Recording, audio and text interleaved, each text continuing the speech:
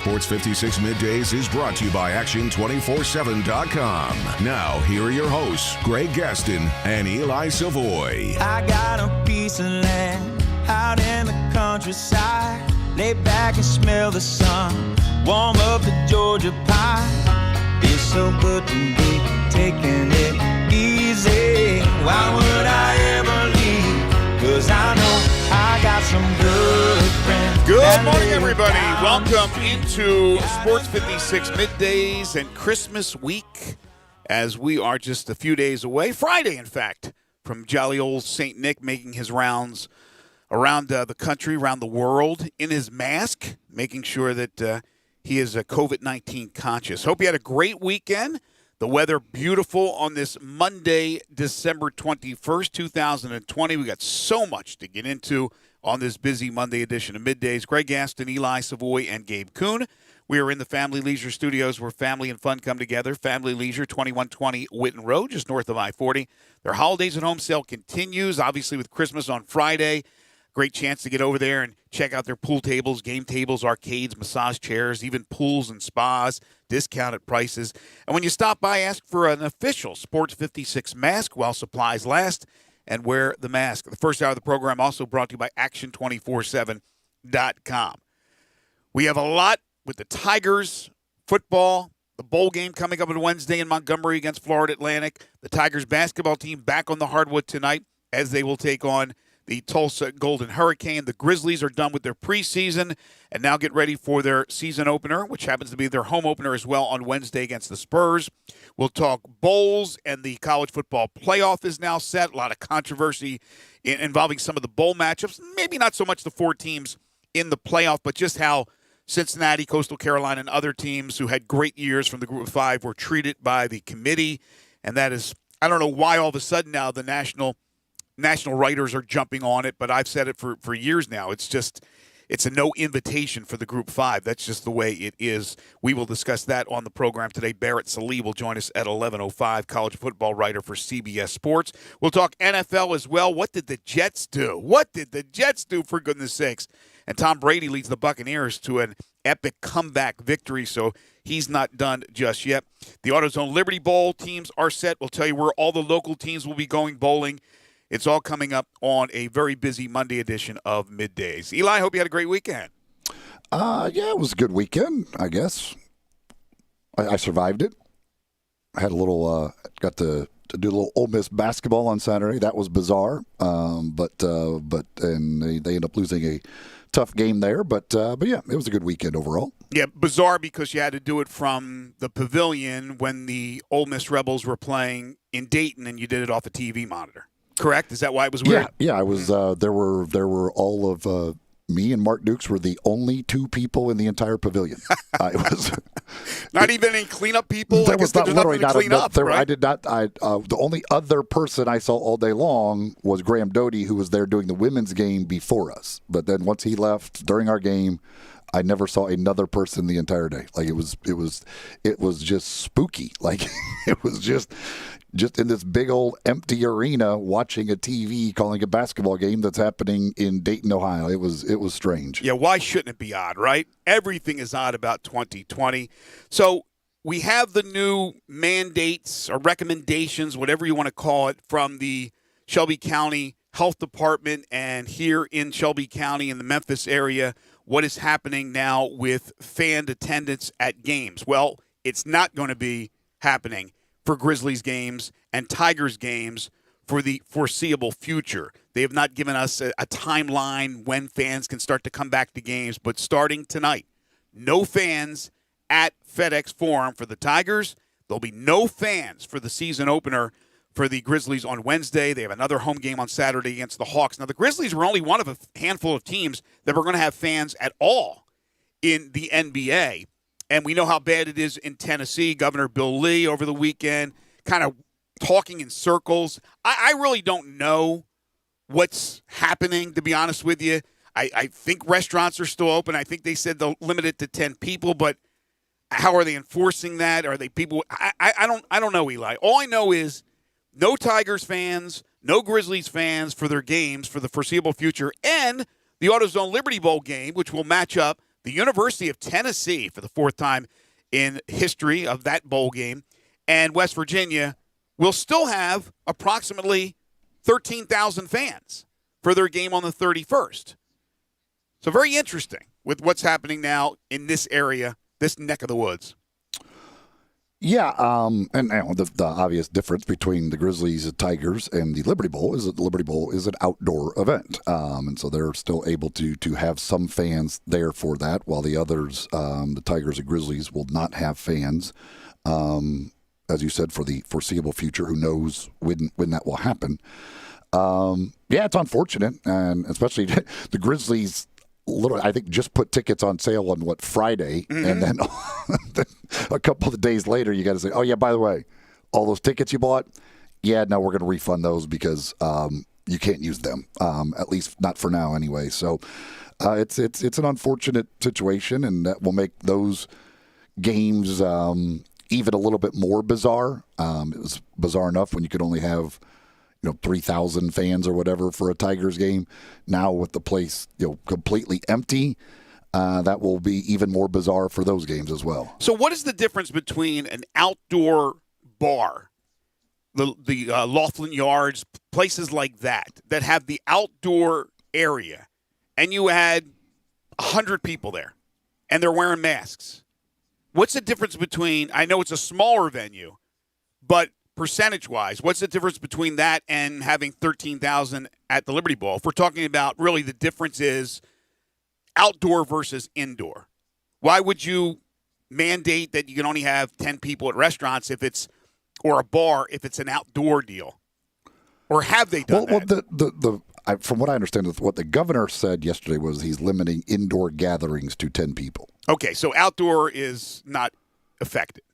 Yeah, I don't know what the situation is as far as outdoor, and I don't know how they look at bars and restaurants with outdoor versus indoor seating and all that stuff. I mean, they're all going to have some indoor, and especially this time of year when it's cold outside, a lot of them enclose areas that would normally be outdoors too. But right.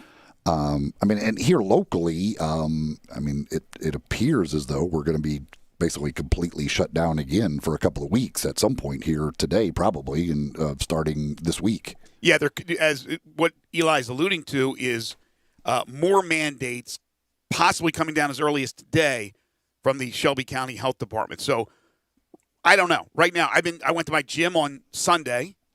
I don't know if the gyms will be closed down because they were in the early portion of the COVID It sounds like that's what they're probably like. That's where from what I've gathered, that's where we're headed. Is basically what we were in. The whole safer at home thing that we started this all with everything non-essential being closed. Right. Now in Alabama, for those who are planning to attend the game, and I know it's a limited amount of people and it's a small stadium for Wednesday's Montgomery Bowl, they're still going to have fans. I have heard nothing different as far as the state of Alabama and any of their activities. And of course, again, that's an outdoor venue as opposed to these indoor venues here in Memphis, which involve the Tigers, both the men and the women. El Marone Fieldhouse, I'll be doing a game tomorrow morning, and they will not have any fans. Now, they've been limited with fans because of not only COVID, but renovations over there at El Marone Fieldhouse, but now no fans whatsoever. So that's the deal. Like it or not, that's the situation we're in. The numbers are still incredibly high, especially here in the state of Tennessee, and we could argue till we're blue in the face. I mean, just when you get out there, just wear your damn mask. Do the best you can to distance yourself. People are scrambling around right now, last minute Christmas gifts, Christmas shopping, with food shopping, whatever it is for the holiday. And there's going to be a lot of people out there. And there's going to be a lot of people in areas. And what I hope that we don't hear today is them shutting down stores, little mom and pop places, restaurants, and things like that, because the next few days are huge for retail. Absolutely huge. So I don't know. The businesses have just been holding on by a thread. There's something that, like, my wife, I always buy this thing for my wife for Christmas, gift certificate from a place. They've closed down because of COVID-19. So I'm like, oh man, I got to go somewhere different. You've been going here for years and years and years. So there's a lot of things that are certainly affected by that. But the Tigers again tonight, the game will be on ESPN2. They will take on the Tulsa Golden Hurricane. Penny Hardaway, meeting the media over the weekend, said DeAndre Williams will start. So in his second game DeAndre Williams into the starting lineup. Yeah, well, let's see who that knocks out of the starting lineup and what how they go with this. Be interesting to see what the starting lineup will be with DeAndre Williams inserted in there. Yeah, I can't imagine it's going small ball and not starting Musa. Musa will be, I'm sure, the starter, and then they'll, according to the opponent and according to the style of game that's being played, for example, what happened at Tulane when he went small, Penny Hardaway in the second half, I thought was a big difference maker for them. Took Musa off the court and went smaller. But I would imagine Musa starts with DeAndre. Maybe it's Quinones starting at the point. Yeah, I mean they could go big, they could go small. I mean you could go with the Quinones, Nolly, Williams, Jeffries, Cisse lineup that is a big lineup, a massive lineup. But yeah, or you could go the other way and you take Cisse out of the starting lineup and go smaller. They certainly have a lot of different ways you could go because of the flexibility, versatility of some of these guys. And, yeah, we'll see and see if whatever it is tonight and with him in the starting lineup, if that, is kind of unlocks a little bit more, because certainly there were some positive things that DeAndre Williams brought in that Tulane game with his energy off the bench. In the starting lineup, more minutes, hopefully, if he and he can avoid fouls or any other problems. And we'll see if this team looks better now that they are, closer, I guess, to full strength. That technically is everybody healthy? Is everybody else healthy? Dandridge is questionable. You got Dandridge and some. They're not completely there, but for the most part, you have all of everybody now available to them. Yeah, Ball had the back where he had some struggles and I think missed a game, but I believe he's going to be back, no pun intended. And Malcolm Dandridge, they said, was about 85%. Could have played, I guess, if he needed to against Tulane, but they were putting him on the shelf for that game pretty much. So I think they're near healthy. They'll tip just after 7 o'clock tonight.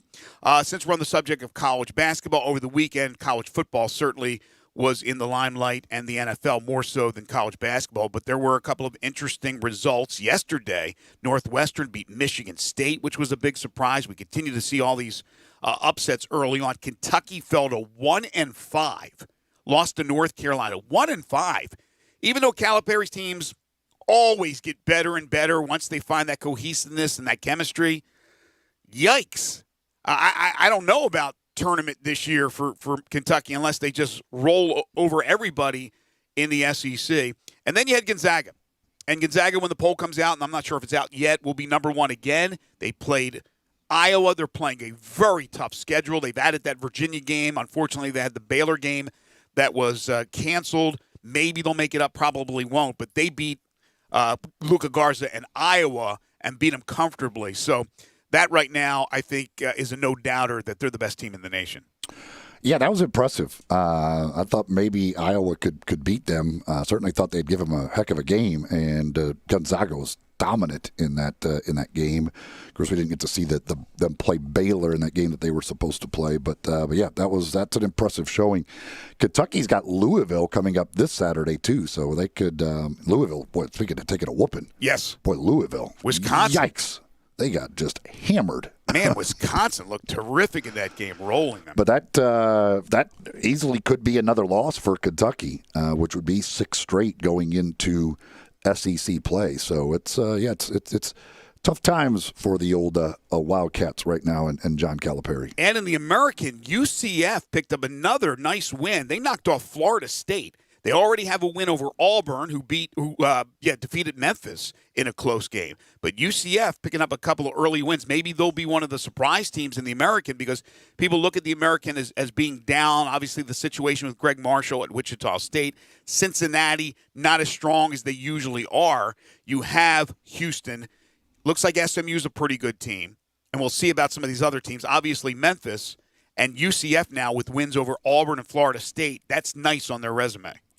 Yeah, that's the Florida State win. Yeah, that's a massive win for them. So that certainly helps out the conference. The conference needs as many of those good quality out-of-conference wins as they can get, especially with the limited number that were available this year because of the limited non-conference schedule. But for UCF to pick up a couple of nice ones, that's very good. Tulsa This Tulsa team's ranked 96th by KenPom, so they're just inside the top 100 from KenPom's rankings. They, in some ways, very similar to the Tigers. Very poor three-point shooting, very poor free throw shooting. They've been pretty good defensively. Not near their numbers defensively aren't as good as the Tigers, but they're pretty good defensively and not as good offensively. Only they play a much slower pace than what the Tigers play.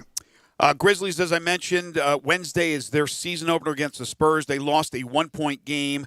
Who really cares? To the Atlanta Hawks over the weekend on Saturday in their fourth and final preseason game. They finished 3-1. I'm sure we'll be talking a lot more about that as the week progresses.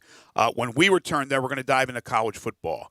The college football playoff rankings, the final rankings, the playoff teams are set, the matchups are set, the bowl games, just a wild weekend. Who was going to be eligible to play? Not eligible, but who wanted to opt in to play a bowl game? So many teams opted out. Everybody was eligible. Even winless teams, quite frankly, were eligible. 3 more bowl games were canceled over the weekend. We're going to explore all of that. Brett Bielema has a new job as the head coach of Illinois. We'll touch on that. Tennessee under investigation, but they're headed to the AutoZone Liberty Bowl game to play West Virginia. We're talking college football. If you have any thoughts on what happened with the committee or the bowls or who got screwed, text in. First Bank text line at 67129. Landmark Construction and Emergency Services is one of our terrific sponsors. Look, they take care of water extraction. Water damage to your home or business can be an absolute headache. It can cost you thousands of dollars, especially if you let it linger and get worse. The faster you remove the standing water, the faster you can prevent secondary damage. Landmark Construction and Emergency Services specializes in water extraction. They've been a trusted name in the Mid-South for over 20 years. They're a Memphis-based company ready to serve your needs with their 24-hour emergency response. They are always on call and will respond within an hour. They work with most insurance companies. They're the official restoration contractor of the Memphis Tigers home team. Landmark Construction and Emergency Services, well, they can't prevent disasters in your home or at your business, but their water damage team will certainly respond quickly to minimize and restore the damage. You need to put this number up on your refrigerator or wherever you keep your emergency numbers handy. 901-452-0390. 901-452-0390. If you missed that, if you're driving around, you can't write it down, call the station. We'll get that number for you. It's important to have that number ready in case you do have water damage at your home or at your business. You can check them out online at landmarkco.org. Just underway on a Monday, this is Sports 56 Middays on Real Sports Talk, Sports 56, 96.1 and 98.5. You have opinions? I think they got a lot of athletic ability. We want to hear them. Oh, absolutely. I agree with you. Call us on the First Bank phone line at 360-8255 or text us on the First Bank text line at 67129. The NFL is in its final leg of the season. College basketball is back, and the NBA is ready to tip off. Add a little excitement to your sports watching experience by betting on all the action on FanDuel Sportsbook. There's a reason why FanDuel is America's #1 sportsbook. Their app is simple to use. They've got great odds on all different betting markets, unique, fun bet types like same-game parlay, and exclusive, always-on promotions such as enhanced odds boosts on the biggest events and bet insurance to let you get more action out of every game day. And if you win, they even get you your winnings safely in as little as 24 hours. Right now, FanDuel is letting you place your first bet risk-free up to $1,000. Just place a bet on any game, and FanDuel will refund you up to $1,000 back if you don't win your first bet. Just place any bet you want. If you win, you keep the cash. If you lose, you'll get your entire bet up to $1,000 back in site credit. Download the FanDuel Sportsbook app to get started and be sure to sign up with promo code BIGHEAD so they know I sent you. That's FanDuel Sportsbook, promo code BIGHEAD. Must be 21 or older and present in Tennessee. Site credit is non-withdrawable and expires 14 days after receipt. Terms apply. See sportsbook.fanduel.com for details. For problem gambling support, call 1-800-889-9789. At Lexus of Memphis at 2600 Ridgeway, happy holidays, Merry Christmas, and they are offering the Golden Opportunity December to Remember sales event. Thanks, Stats. December to Remember is our biggest sales event of the year. We've got great deals on leases, special financing, 0% interest on 2020s and 2021s. Come see us at Lexus of Memphis. Thank you, Brian, and happy holidays to all and Merry Christmas, and we look so forward to 2021 and this year to forget 2020, but we look forward to 2021 at Lexus of Memphis at 2600 Ridgeway and online at lexusofmemphis.com.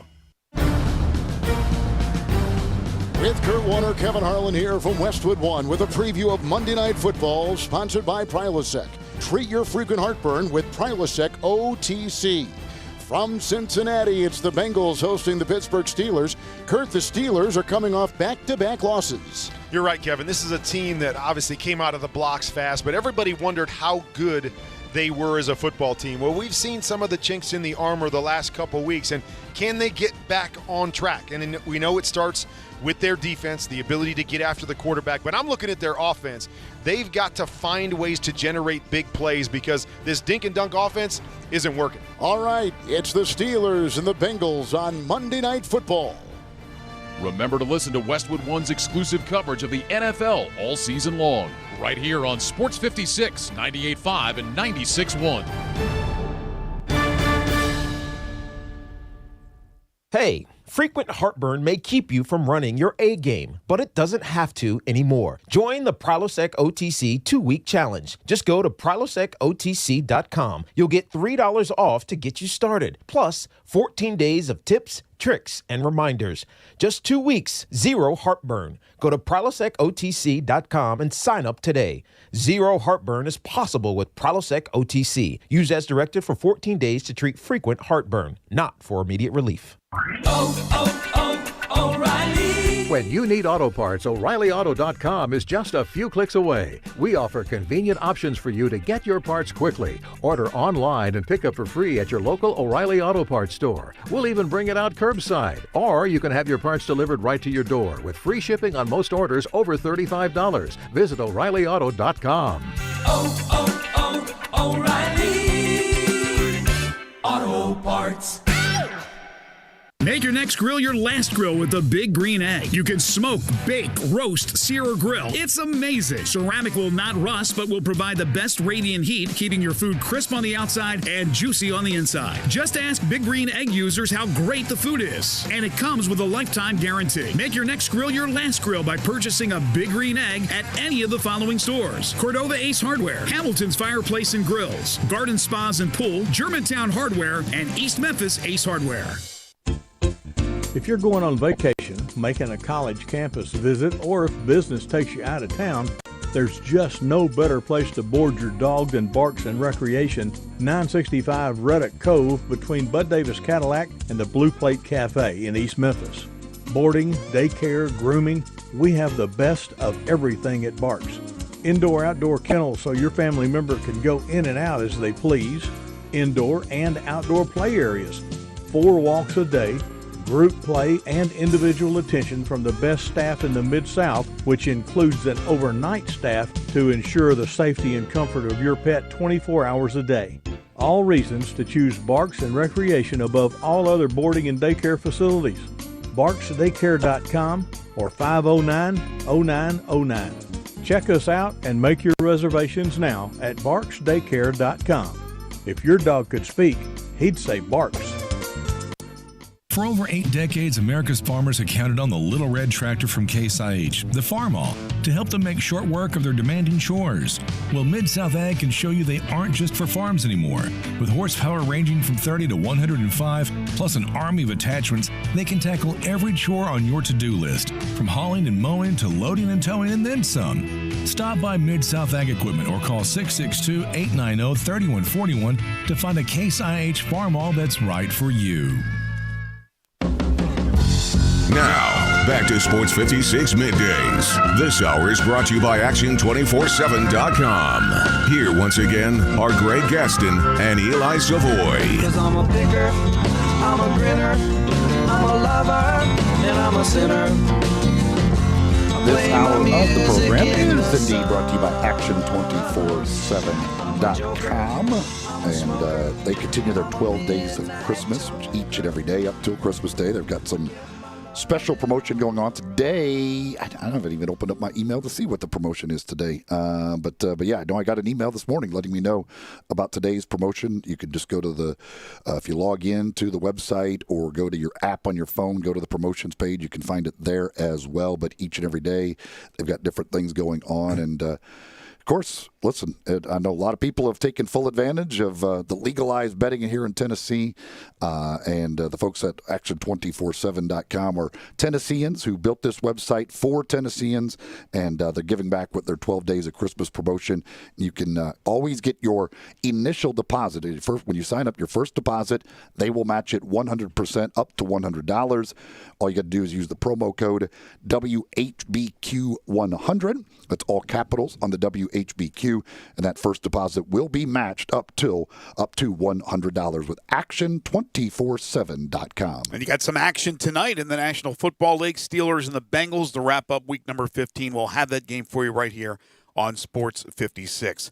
Don't forget, 5 favorite songs today will come your way at 12:05. We're talking about songs with the word hello or hi. You can text in via the First Bank text line with your list, 67129. If you're watching us live, you can message us with your lists at Sports 56 WHBQ on Twitter, Facebook, YouTube, Periscope, and Instagram. Last week we were talking about the Memphis Tigers recruiting class, which is still not complete. There's still another signing period in February, but the bulk of the players for every school is now happening in December in the early signing period.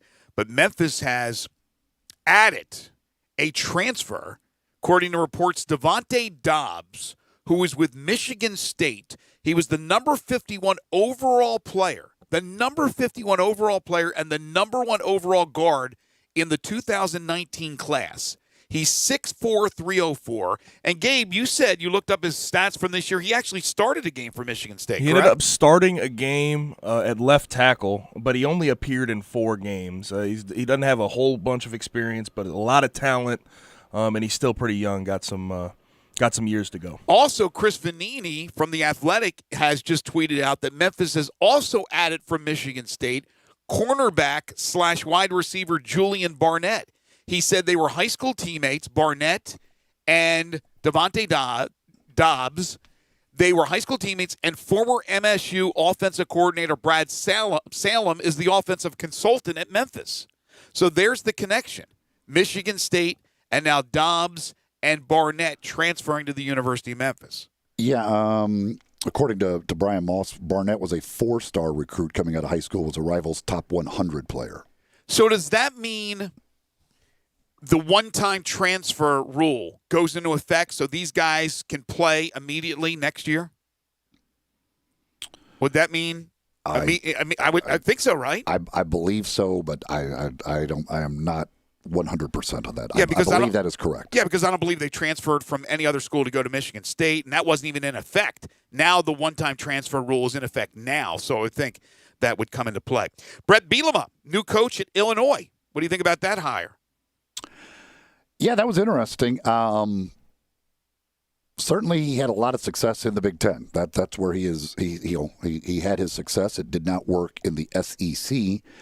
Can he, have the same success at Illinois, doing the same things he did at Wisconsin, where Wisconsin, kind of has that the pipeline of the massive offensive linemen and great running backs, all of that stuff. Cheese fed up there, man. Can he do that at Illinois? We'll see. Again, I mean, this is the conference where he made his name. So if he was going to get back into a head coaching role, it would be no surprise that it would be a Big Ten team. I would not be surprised at all if he had success at Illinois. Auburn still has the opening. A lot of reports that maybe Steve Sarkisian, the Alabama OC, is who they're looking at. The Kevin Steele thing does not look like it's going to materialize. Some wanted him in, some wanted him promoted to the head coach, and others did not. So that one continues to remain open. Yeah, Bill Clark apparently, I guess, interviewed, and that went well. But it looks like now Billy Napier, according to most, is kind of the leader. So what about the Sark talk? That end already? I don't know.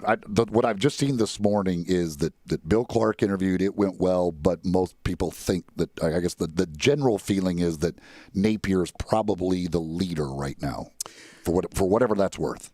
All right, so the college football playoff rankings turned out to be the 4 teams that everybody expected. Now, there was some maybe debate at Texas A&M and Notre Dame, but it goes Bama, Clemson, Ohio State, Notre Dame. No shock whatsoever. Clemson moves into 2. They void Alabama in the semifinals. You won't have a Bama or Bama A&M game because A&M is left out at number 5. Notre Dame gets in at 4 despite getting dismantled as they thought they would by Clemson. I'm not going to argue this, the top 4. I mean, you could say A&M lost to the number 1 team and they got blown out, and Notre Dame lost to the number 2 team and got blown out. But Notre Dame also has a win over Clemson, although no Trevor Lawrence. Then you can have the whole argument about Cincinnati, which I'm sure we'll get into in just a few moments. But the top 4 in that order, maybe the only thing they did right, in my opinion. Yeah, again, I mean, this was with all of the debating and everything else that has gone on about the order of things beyond that top 4. This was very simple for them from the beginning. The 4 teams never changed, other than slightly in order, and really probably weren't ever going to change unless something really crazy happened on Saturday. And so it ended up being very easy for the committee. And then you could argue about the order beyond those 4, but and I know Jimbo tried to make the case of why A&M deserves, but to me, he made a compelling argument, I thought. Yeah, I guess, but it was. I mean, again, Notre Dame has a win over Clemson, so it's hard to argue with the 4 teams that are in there. So it's Bama Notre Dame in the Rose Bowl being played at AT&T Stadium in Arlington, Texas. I'm sure you heard that over the weekend. The granddaddy of them all. Just that's what we're so used to. It, the granddaddy of them all is it being played in Texas.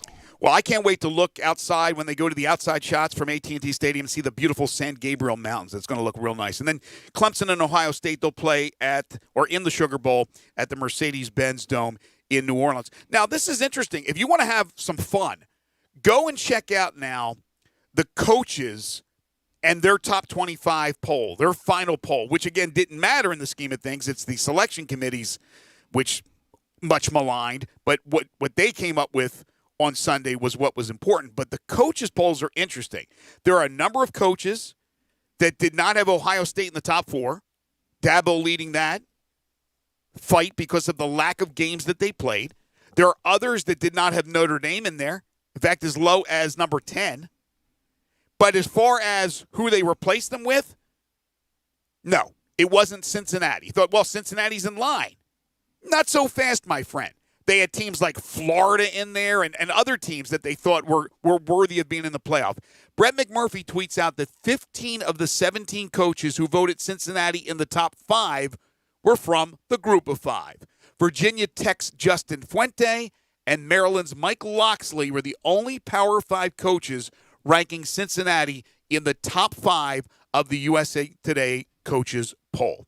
Look, I'm not going to go on my soapbox again about the haves and the have-nots. You've heard me, folks, for years. It's interesting now, every single national writer out there is doing it. Now, some may have thought that before, some may not have, but it's always been that case. This is a non-invite to the group of 5. It is what it is, unless they add playoff teams and include the group of 5, or the group of 5 goes off on their own and has their own playoff. This is what it is. And people say, yeah, they signed up for it. Sure they did. They didn't have much choice. But this is a Power 5 playoff. It will always be a Power 5 playoff unless they change it. That's it. I don't know why people act like they're so shocked this year. I know. Every national writer to a person. It has been this from the beginning. Said it before the season started. There's just no way that a group of 5 team is going to get into the playoffs. Right. At 4 teams. It's not going to happen. It was never going to happen. I guess you could make the case that if you could say, well, if there was ever a year that it might happen, maybe this would be it because of the different number of games and all of those things. But it's just it's not going to happen. It's just it isn't. It didn't this year. It won't in the future unless they expand the playoff. It is what it is. This is a Power 5 playoff. And I think they probably got the 4 best teams in the nation in the playoff. And I would probably, if I was going to say that there was an argument for another team, it would probably be Texas A&M. I think Cincinnati could have an argument to be the 6th best team in America. Gabe, go ahead. And also, to go along with that point of it being a Power 5 Invitational, Gary Barta had a response yesterday about what would get a Group of 5 team in, and he said they'd have to have a schedule like BYU had before they had to cancel and postpone all those games, which was 5 Power 5 teams on their schedule, which I think all of us know that's literally impossible unless you're an independent, which is it's just. Well, if you're an independent, you're not technically in the Group of 5. I don't know. Yeah, I mean, so it's. But he said a lot. Disgusting. He said a lot of things that were contradictory, and he said a lot of things, quite frankly, that were asinine. Let's look at the Big 12 this year. They're not real good. The Big 12 is not real good. Just ask the Sun Belt Conference, which took them behind the woodshed. They're not real good. Let's not pretend that they're good. And they, for some reason, love. Iowa State has 3 losses, and they're in a New Year's 6 bowl game. They are not good. Look what the final rankings were. And again, I agree with Eli. I think in the end, they probably have the 4 best. We can argue Texas A&M. I don't think A&M is a great team, but they put themselves in a position. They took care of business with the exception of the loss to Alabama. And you don't have to be embarrassed by that, everybody. It's going to be Alabama and Clemson, which it is every freaking year. It never changes. And you can argue Ohio State, but I did say a couple of weeks ago, if Ohio State ends up playing in the Big Ten Championship, because they will change the rule, and I was right about that too, then if they win that, I'm fine with it. I'm fine with it even though they've played less games. I'm not on the Dabo soapbox. So I think they got the right teams in. But after that, I thought they were going to throw Cincinnati a bone, knowing now that they can't get burned, right? They weren't, their backs wouldn't be against the wall being forced to put Cincinnati in. So I thought they'd throw Cincinnati in there at number 6. No, they bowled Oklahoma ahead of them. Florida with 3 losses is ahead of them, and then Cincinnati. I'm surprised they don't have Georgia ahead of them. And Iowa State sitting at 8-3. Cincinnati's unbeaten. All right, they won a tough, close game against Tulsa in a pouring rain. They went undefeated. Coastal Carolina is 12th. Now, they are going to play Liberty. It's going to be a fun bowl, the Cure Bowl, but they are 11-0. 11-0. They beat Louisiana, who stomped Iowa State in Ames. I mean, it's just ridiculous how they're not included. But it is what it is. That's what we have when you look at the final standings. So we're arguing about final standings. Who really cares when it's all said and done? It's a 4-team playoff, and the 4 teams that are in, no shock, Bama, Clemson, Ohio State, Notre Dame.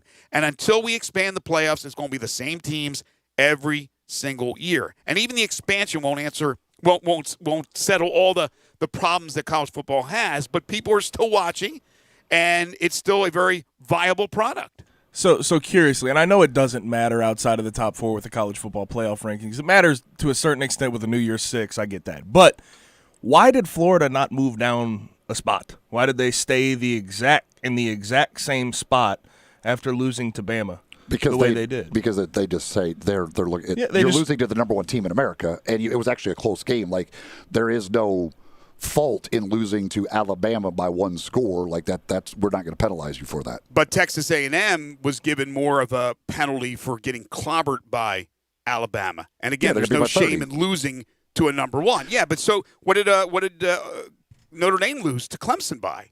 But Notre Dame also has a win over Clemson. But they didn't have their quarterback. You can argue that too. But then again, you look at Cincy getting dropped 2 weeks in a row, not even playing a game. Oh, so again, piling on the little guy. Again, I don't understand. There's obviously we've gone over this. There's no real logic to it. But to not have Florida drop down for a loss and have Cincinnati 2 weeks in a row drop down for not playing just makes no logical sense at all. How about Army not making a bowl? Army not making a bowl, and I know they're an independent. They're not affiliated with these conferences, and they have their affiliations with particular bowls. But Army's not in a bowl, yet you have a South Carolina, or you have even a Tennessee that's in a bowl. They're bigger names. They're bigger brands. But, well, Army's a big name, but it's not as far as the football world is concerned. But then again, this is a year where we're not talking about fans following their teams to the stadiums. Some stadiums won't even have fans, or very limited amount. So this was the year when you thought maybe it would be different. It's not different. This is how college football is going to be. And I'm sorry. I'm all for the best teams, but when the best teams are the same teams year after year after year after year, it gets monotonous, man. It gets tiresome. I mean, does anybody think it's not going to be Clemson and Alabama, which I predict before the season every season? And I know Alabama didn't make it last year, and there are exceptions to the rules. But then it would be Oklahoma getting in. It's the same 7-8 teams. That's it.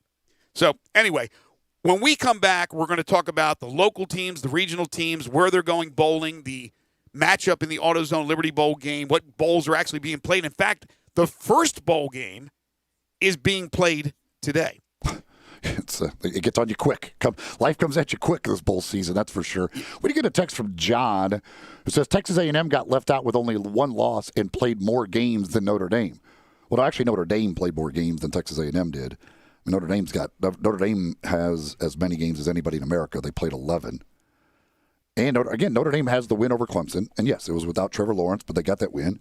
And they also have a win over the 13th ranked team in the country in North Carolina. I mean, you can argue A&M has one loss and has played a lot more games than Ohio State, but Ohio State is undefeated and now has a Big Ten championship. So, again, I'm not arguing up top.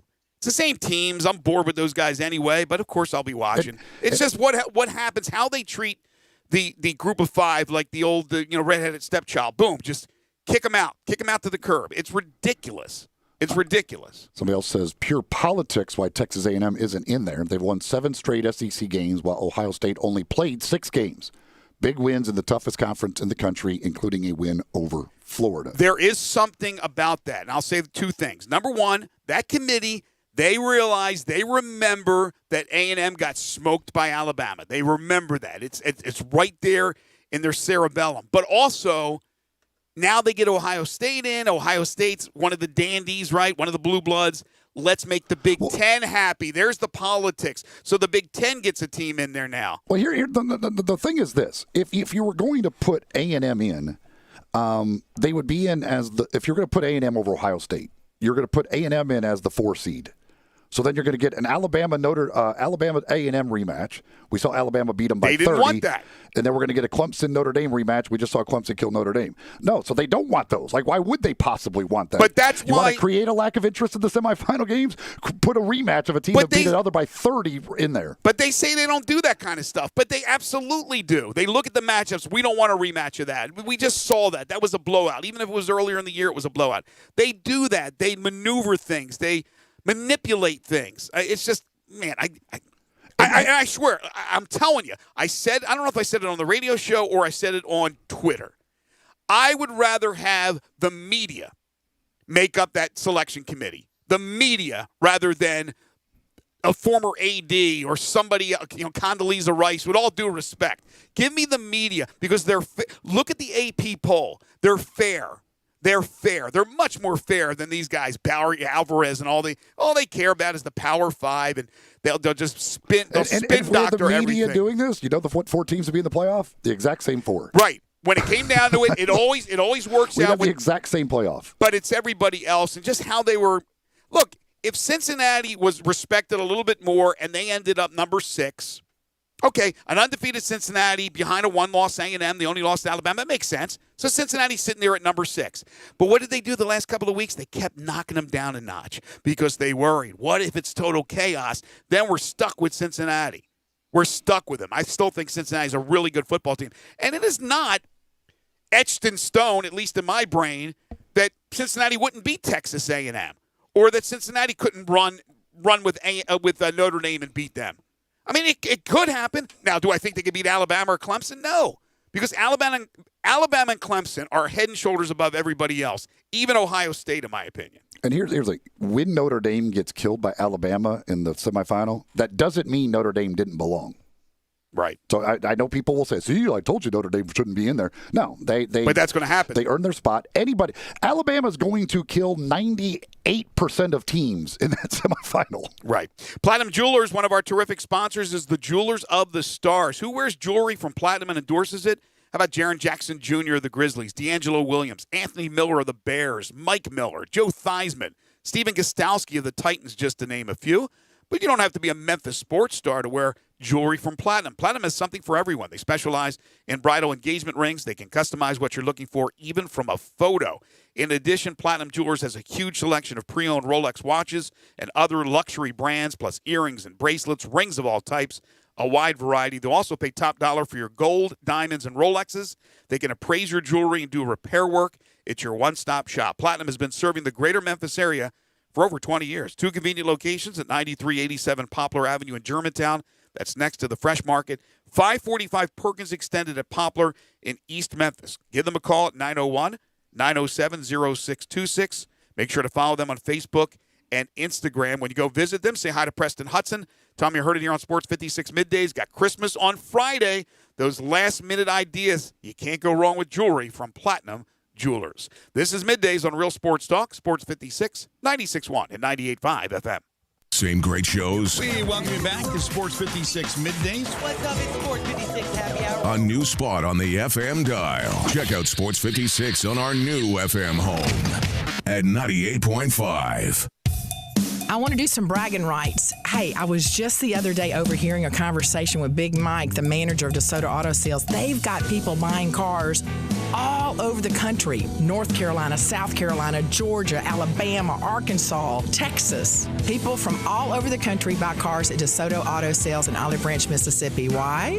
DeSoto Auto Sales has the most stringent car inspection in America. They get it right the first time. Quality and low mileage. Factory warranty on most vehicles. My favorite part is the people who work there. Big Mike, all the employees are professional, friendly, and go that extra mile. Expect as you walk in the door, you're treated like family. DeSoto Auto Sales understands your time matters. We can help you find your dream car and get all the paperwork finished in less than an hour. Come see us at DeSoto Auto Sales and be part of our family. Have a great buying experience every time. 662-890-7184. First Bank is here to help you, whether you're a business looking for a loan to expand or refinance an existing one, a homeowner looking for a mortgage or home equity line, a consumer wanting to finance your dream car, or wanting a competitive rate on your CD deposits. Let First Bank try to handle your banking needs. Stop into one of First Bank's 3 local branches today. 6482 Poplar Avenue, just east of International Paper, 8398 Highway 64 across from Wolf Chase, and 6280 Highway 64 in Oakland. Or check them out online at firstbankonline.com. Member FDIC, Equal Housing Lender. When you're watching the Tigers play or whatever team you support, you always look for the end result, the winning score. And when you're thinking of selling your home, the ultimate goal line is the closing table. This is Sheldon Rosengarten with Mark's Bensdorf Realtors. Getting your home sold for what you want and when you want it makes everyone happy. You should talk to 2 to 3 real estate brokers when you're thinking of selling your home, and make sure I'm one of them, especially if you want results. Most people have heard that when you want the job done, you need to call Shell Dunn. Call or email me today and find out about my highly successful strategic marketing program with the Shell Bucks option. You can reach me at 682-1868 or memphisrelocate.com. That's Shell Dunn Rosengarten. Call today at 682-1868 or memphisrelocate.com. And go Tigers!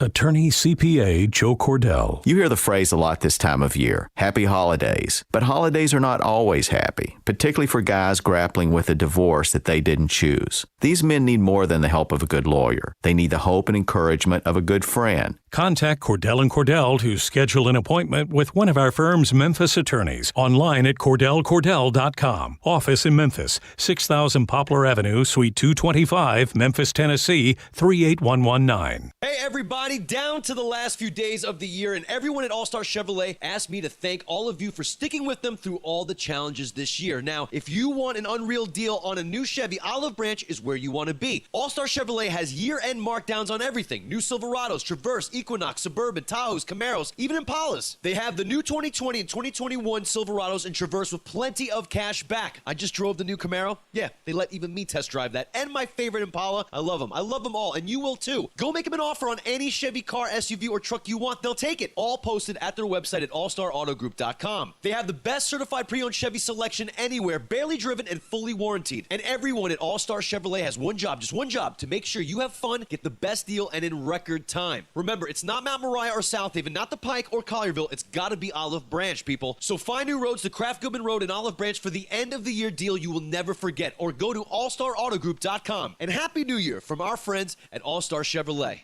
Buongiorno. Buongiorno. Buonasera. Buonasera. How can I make the most of waiting for my next big vacation? Translate your questions into goals by investing with Merrill Edge Self-Directed. It's more accessible than you think, with helpful planning tools plus free online stock and ETF trades, so you can keep practicing your pronunciation. Merrill, a Bank of America company. Visit merrilledge.com/withinreach to get started today. Investing involves risk. Merrill Lynch, Pierce, Fenner & Smith Incorporated. Registered broker-dealer, member SIPC. Other fees may apply. Investment products are not FDIC insured or not bank guaranteed and may lose value. Now, back to Sports 56 Middays. This hour is brought to you by Action247.com. Here once again are Greg Gaston and Eli Savoy. For that beautiful lawn, rid of all those weeds that pop up in the spring, call Lawn Solutions. They take care of your lawn all year long. LawnSolutionsInc.net on the web. Give Brandon Holly a call at 901-867-5626, and they'll take care of your lawn. They'll kill the weeds, get you that green, beautiful lawn.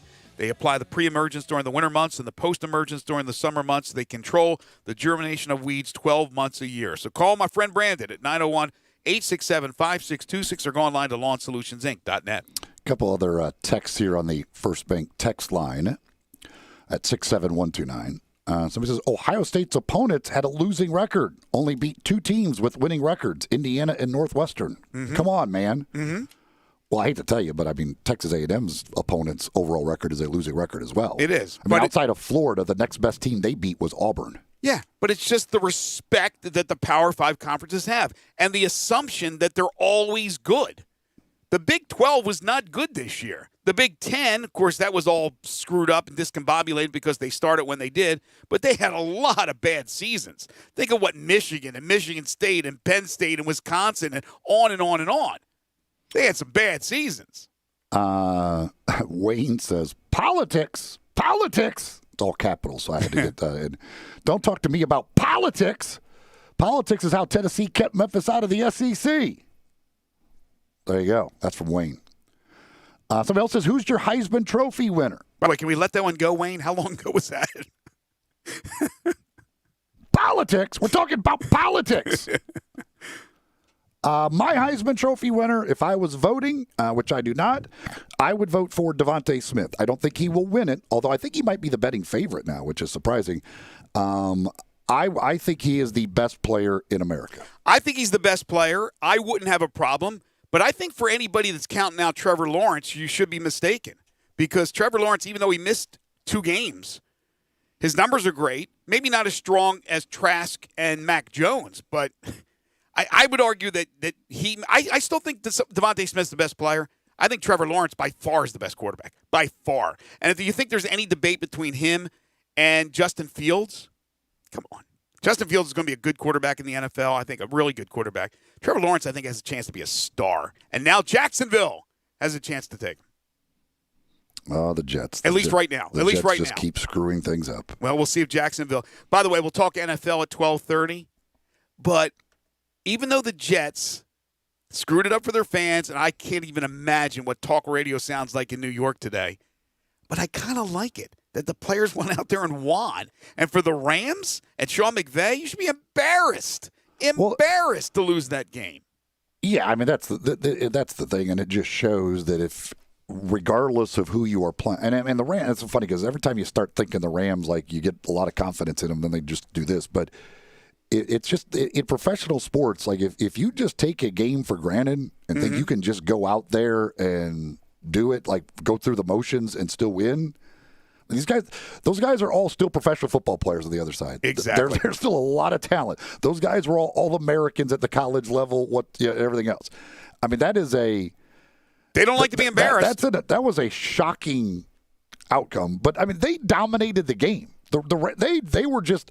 They looked way better than the Rams. Now, people say, 0-13, aren't you embarrassing yourself? No, look, they're trying, but just not good enough. But those players are playing for future contracts and pride and things of that nature. All right, getting back to college football, if you missed this over the weekend, 3 more bowls were canceled. The Military Bowl was canceled. The Guaranteed Rate Bowl was canceled. The Independence Bowl was canceled. They were supposed to originally have what bowl was it on Saturday that was supposed to be played? That was the first Frisco Bowl. So that was canceled. I believe you finished with 14 or 15 canceled bowl games, including some ones that have been around forever, like the Sun Bowl and the Holiday Bowl was canceled. So I believe if you're scoring at home, there's 28 games, 28 bowls, and that includes the 2 national semifinal playoff games. Right now, there's 28 bowls. Right now, there's 28. If you think all 28 was going to get played, I think you're sadly mistaken. Yeah, and how about Army and Monken, their coach, saying we're waiting around in case somebody drops out. We're ready to jump in there and go to a bowl game. But of course, here in Memphis, you do have Tennessee, the AutoZone Liberty Bowl game taking on West Virginia, Ole Miss and Indiana in the Outback Bowl. That could be a lot of fun. Matt Corral is just he is an exciting player to watch. He could throw 5 touchdowns. He could throw 5 picks. He could throw 5 touchdowns and 5 picks in the same game. Man, it's crazy to think that the game he threw the 6 interceptions, and then this game when they had 6 turnovers. Was it 6 total turnovers? This one? I think it was 6 total turnovers. Okay, but he threw 5 interceptions. And they had a chance to win both of those games. I know. A very good chance to win both of those games still at the end of those games, despite turnovers galore. Somehow it is like if he's not turning it over, they're just scoring touchdowns. That was a bizarre game. And of course they didn't have their stud receiver Elijah Moore, who opted out, and Kenny Yeboah, the tight end. They both opted out, so they didn't play in this particular game. Will not play in the bowl game. Ole Miss is just a fun team. And that's why I love really good offenses, or at least the offensive geniuses like Lane Kiffin. They got themselves a coach where every time Ole Miss steps on the field, it's going to be fun. Also, Arkansas is going to play TCU in the Texas Bowl, and in the Armed Forces Bowl, it will be Mississippi State and Tulsa. Mike Leach made sure to tell his fans that are going to watch their team play that they can bring cowbells down to Fort Worth. They're allowed cowbells in that stadium. Other bowl game matchups, like I said, the Cure Bowl with Liberty and Coastal Carolina. Normally you would poo-poo it. That's one I'm looking forward to. The only bowl game, I believe, with ranked teams other than the New Year's 6 games is Miami and I'm going to forget now who it is. Doing this all off the top of my head. Miami plays somebody in a bowl game, and that's the only game featuring 2 top 25 teams going up against each other outside of the New Year's 6. Here's the thing with the Cure Bowl. I mean, if Coastal Carolina had to cancel the game this past Saturday, are they really going to be okay to play this coming Saturday? I don't know. What is it, 14 days still with the contact tracing? Or did they cut it to 10? I don't even know anymore. You also have... It's only a week difference. I don't know, so we'll see. You also have... Well, what's interesting, the Houston men's team, they all had tested positive for COVID-19, and then they played last night. The women canceled their game, hopefully a postponement for them. They get it rescheduled on Saturday, but they're expected to be in Memphis tomorrow to play the Memphis women. So I don't know. I always thought it was like a 14-day deal. Cotton Bowl will feature Florida and Oklahoma, Peach, Georgia, and Cincinnati. Fiesta, Oregon, and Iowa State. And Iowa State 3 losses. Oregon ends up winning the Pac-12. And then you have North Carolina and Texas A&M in the orange. Where did that come from? Oregon didn't win their division, tied for the 4th best record overall in the conference, and they're conference champions. Unbelievable. More college football talk with Barrett Sallee. He's next. This is Middays.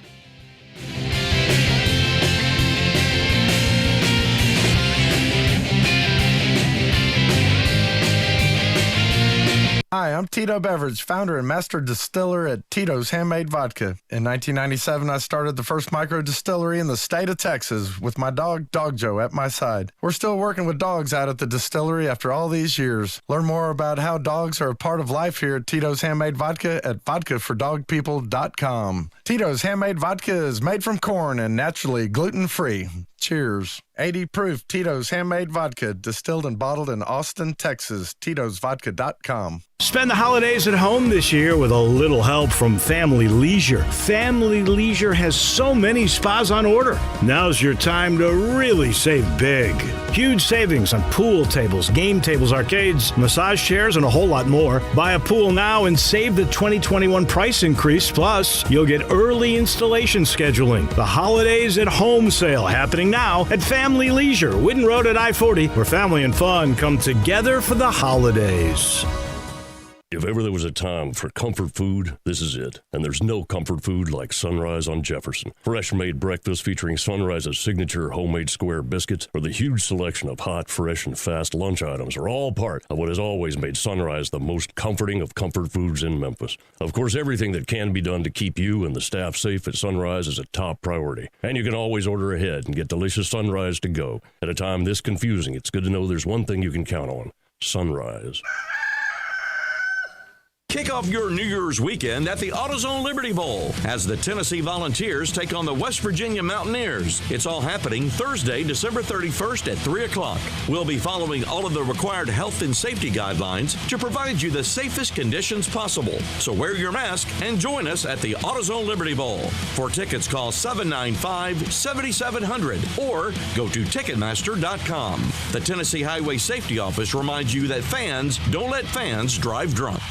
In today's world, a lot is going on, but one thing is always true. You need to take care of yourself. The skin clinics can help. Age, diet, genetics, and current events can conspire to make you look and feel much older than you are. It doesn't have to be that way. Call the skin clinics and let their expertly trained nurses, estheticians, and staff choose the treatment that best suits you and your pocket. There's so much you can do. Consider skin resurfacing and rejuvenation, lash extensions and specialty brows, injectables, medical grade chemical peels, laser hair reduction, waxing, facials, makeup applications, and even services just for men. The Skin Clinics has it all in a caring, safe environment, always observing current social distancing guidelines. Go to theskinclinic.com to find out more and call today for your appointment at 901-345-SKIN. That's 901-345-SKIN. Taking care of yourself is good for you and your loved ones. Come to the Skin Clinics, 1300 Wolf Park Drive in Germantown. There's a reason why FanDuel is America's #1 sportsbook. Their app is simple to use. They've got great odds on all different betting markets, unique fun bet types like same-game parlays, and exclusive always-on promotions such as enhanced odds boosts on their biggest events and bet insurance to let you get more action out of every game day. And if you win, they even get you your winnings safely in as little as 24 hours. Right now, FanDuel is letting you place your first bet risk-free up to $1,000. Just place a bet on any game and FanDuel will refund you up to $1,000 back if you don't win your first bet. Just place any bet you want. If you win, you keep the cash. If you lose, you'll get your entire bet up to $1,000 back in site credit. If you've never tried FanDuel Sportsbook, what are you waiting for? Download the FanDuel Sportsbook app to get started and be sure to sign up with promo code GASMAN so they know I sent you. That's FanDuel Sportsbook, promo code GASMAN. Must be 21 or older and present in Tennessee. Site credit is non-withdrawable and expires 14 days after receipt. Terms apply. See sportsbook.fanduel.com for details. For problem gambling support, call 1-800-889-9789. Hi, this is Rob Brown. Join us every Saturday morning on Sports 56 WHBQ from 8 to 10 a.m. and 96.1 FM and the new FM 98.5. We'll be covering the Memphis Tigers, the SEC, college football, college basketball, college baseball. We'll look into recruiting. We'll have guests from around the country with the latest news, the most knowledgeable people out there, the coaches, the players, the people who play the games. Don't forget to join us on the sidelines. Sports 56, 96.1, and the new FM 98.5. We are Sports 56 WHBQ Memphis, W253DF Memphis, and WIVG Tunica Memphis. Flynn Broadcasting Stations. Now, back to Sports 56 Middays. This hour of Sports 56 Middays is brought to you by James Gaddis Jewelers at 4900 Poplar. Here once again are Greg Gaston and Eli Savoy.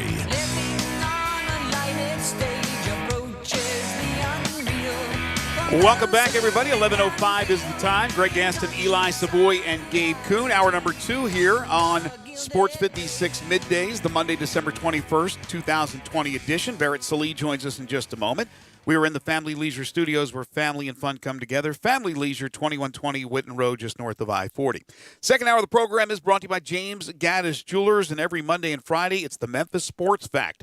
Did you know the University of Tennessee will be making its 4th appearance in the AutoZone Liberty Bowl game when they face West Virginia on December 31st. Of course, technically, it wasn't the AutoZone Liberty Bowl the last 3 times they played, different sponsor.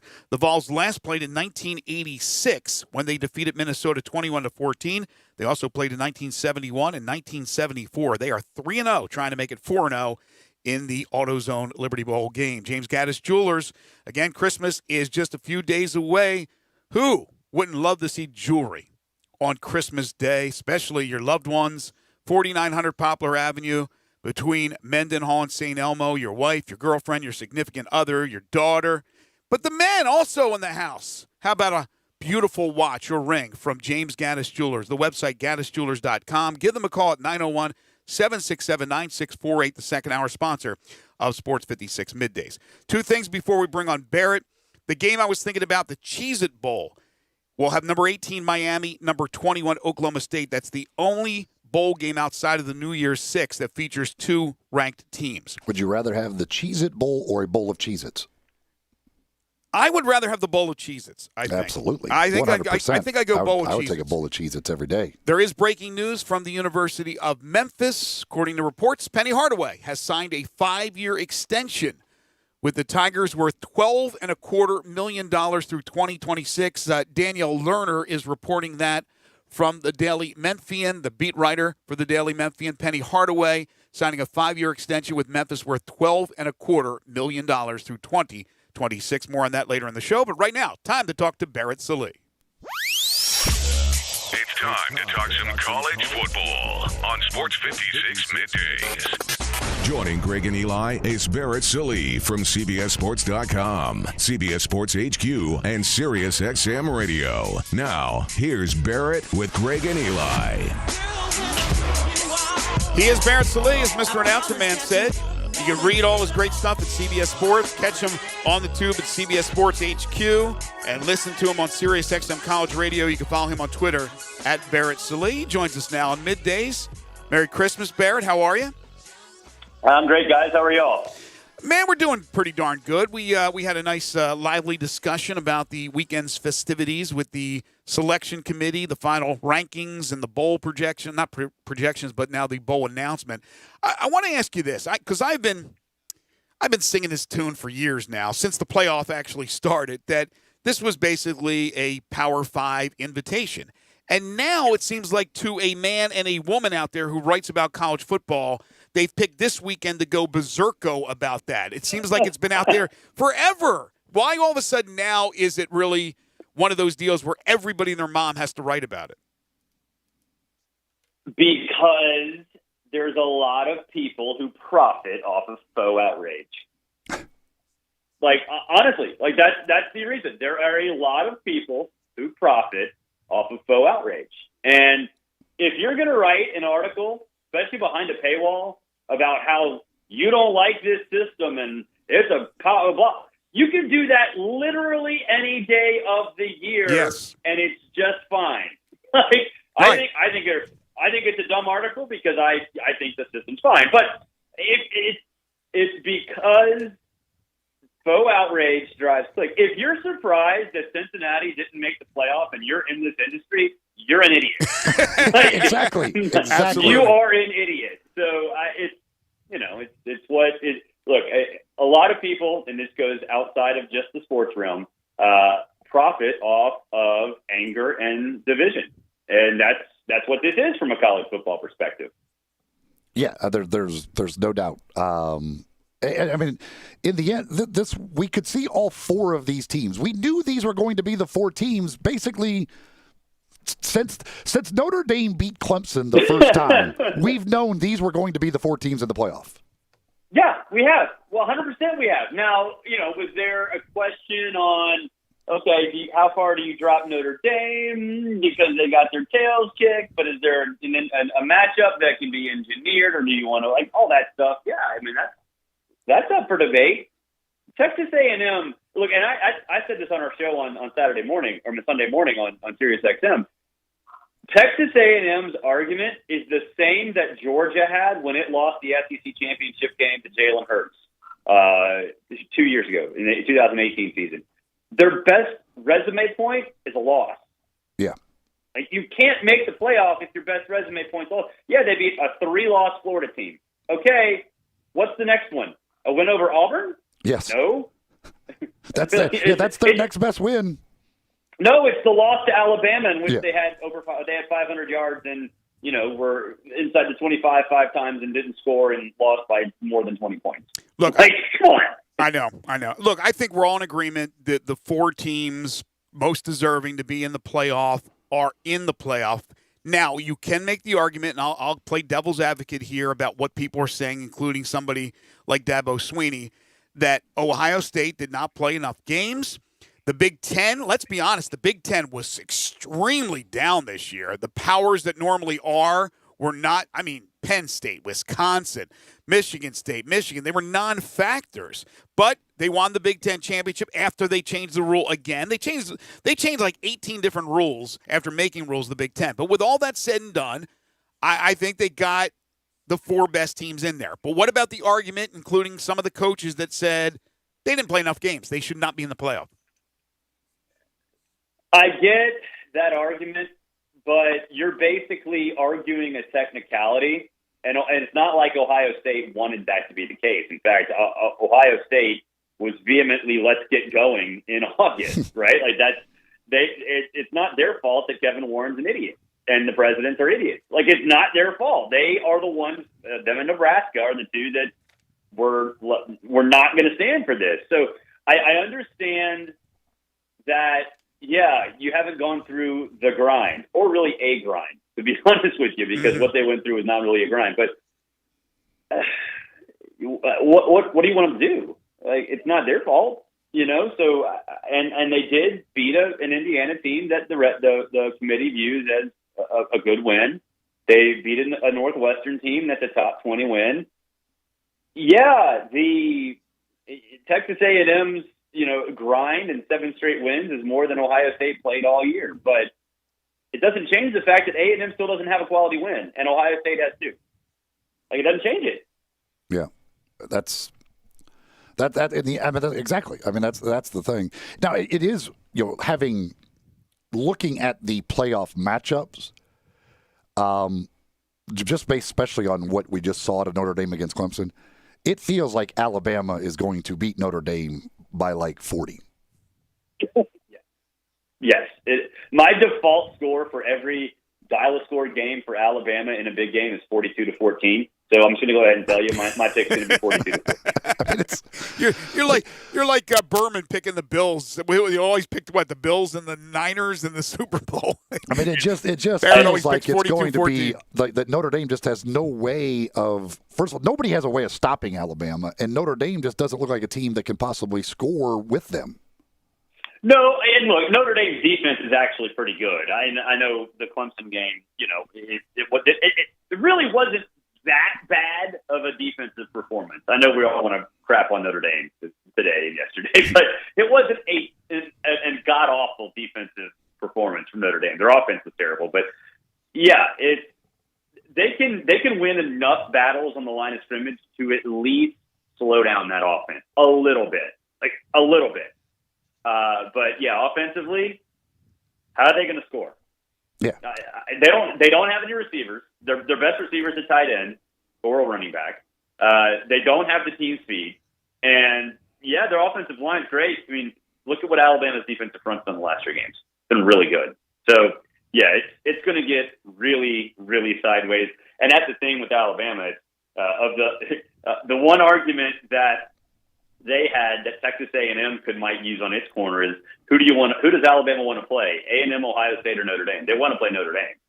Now they'd settle for A&M because they'd probably kick their tail again, but they really wanted Notre Dame because this is going to be just a bludgeoning. It's funny because, and I had this conversation last week on the show with Brandon Marcello. Like, Alabama's so good that when you're talking about their offense, like, you forget about the running back who ended up with 27 total touchdowns this year. Right. 1 touchdown less than Derrick Henry had in his Heisman Trophy year, despite playing in, 3 fewer games? Yeah.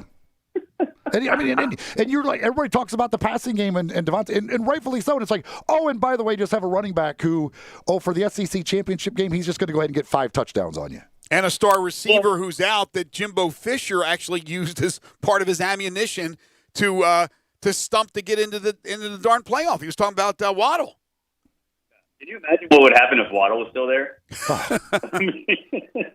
It would be ridiculous. But no, it's funny though, because I'm sitting in the stadium on Saturday night thinking, wow, Najee Harris is single-handedly dismantling Devontae Smith and Mac Jones' Heisman campaign right now. Right. What a teammate. Meanwhile, though, Devontae Smith goes for 15 and 184, 2 touchdowns He's himself. sick. So That guy is sick. But here's the ridiculous. We're headed down that road again. We're headed to Clemson, Bama championship game again. Okay, I love watching the best. I will watch college football if it's the two worst teams in the nation, more than likely. But I'm getting a little tired. It's getting a little monotonous. And that was something else. That was another narrative that the writers took to over the weekend, that college football is a little bit on shaky grounds because we have the same teams every single time. Your thoughts? Did I miss the part of the NBA season where LeBron's in every NBA Finals and the Warriors went to like the finals 4 straight years? Did I miss the part where the Patriots weren't a dynasty? Mm-hmm. Did I miss the part where the Dodgers have won 7 straight division titles? But let's crap on college football? Yeah, but people bellyached about. Yeah, but you're right, and I've brought that up many times. But people have bellyached on that as well. No, they have, LeBron but, haters and all that. Well, what's the point of sports, right? To crown the best team. Right. Yeah. Like, Right. if the best teams are Clemson and Alabama, it's not our responsibility to try to fix it. It's the job of Lincoln Riley, and it's the job of Kirby Smart to fix that. So, it's faux outrage sells. And, man, those faux outrage articles were strategically timed yesterday. There's no doubt. Yeah, go find something illegal about the recruiting that Alabama's done, and maybe you can slow them down. Although I know that probably isn't happening either. Kids are knocking down doors to go play for Nick Saban. Bear, what did you? Yeah, make? this is how good Alabama is. Like, if they, let's just say everybody cheats. Like, they literally don't have to cheat. Like, they can just say we're Alabama. Like, come on in, whatever. Bear, what did you make of Ohio State's performance? Struggling against Northwestern, Justin Fields just 12 of 27. I know Northwestern's defense is good. Now Trey Sermon ran all over him. But what did you get out of Ohio State's performance? Weird, man. Like, Ohio State's play calling, I'm sitting there watching it, and granted, I left after the third quarter to go down to Mercedes-Benz Stadium, but I'm sitting there going, like, Ryan Day understands that Trey Sermon could run for 5 miles if he wants to. Like, give him the ball. How hard is this? Like, it's like he wanted to make a statement with Justin Fields, and clearly Justin Fields was off. Like, I don't know what the deal was. There's some talk that maybe his arm or his wrist or whatever was, kind of messing with him or whatever, but, like, clearly something was wrong. Like, why overcomplicate things? You're in a dogfight against a good defense, and you've got a running back who cannot be stopped. Run the dang ball. And so, yeah, that was – I don't know what to make of it, except that maybe the lack of games has limited the ability of Ryan Day to really recognize the identity of the team, right? Like, maybe that – middle of the season, during normal season, sometimes you see, running backs evolve and teams change and become better or worse, just because coaches figure out their identity. That's kind of what I think happened. Like, and I don't know that, and like someone could talk me out of that pretty quickly. But it just feels like that he didn't know and doesn't know what that team's identity is right now.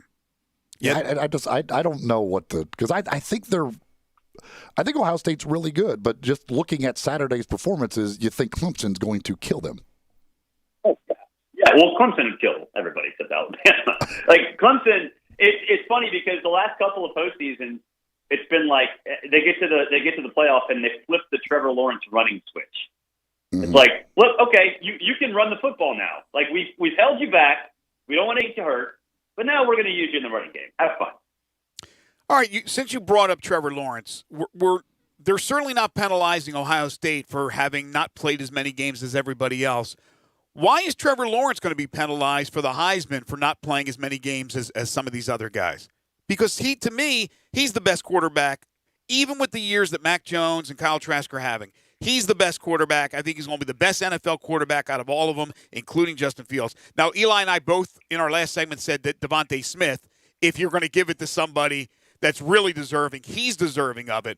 But I think Trevor Lawrence should definitely be considered more than what they're talking about right now, even though he's missed a couple games. Yeah, I think he's the best quarterback too.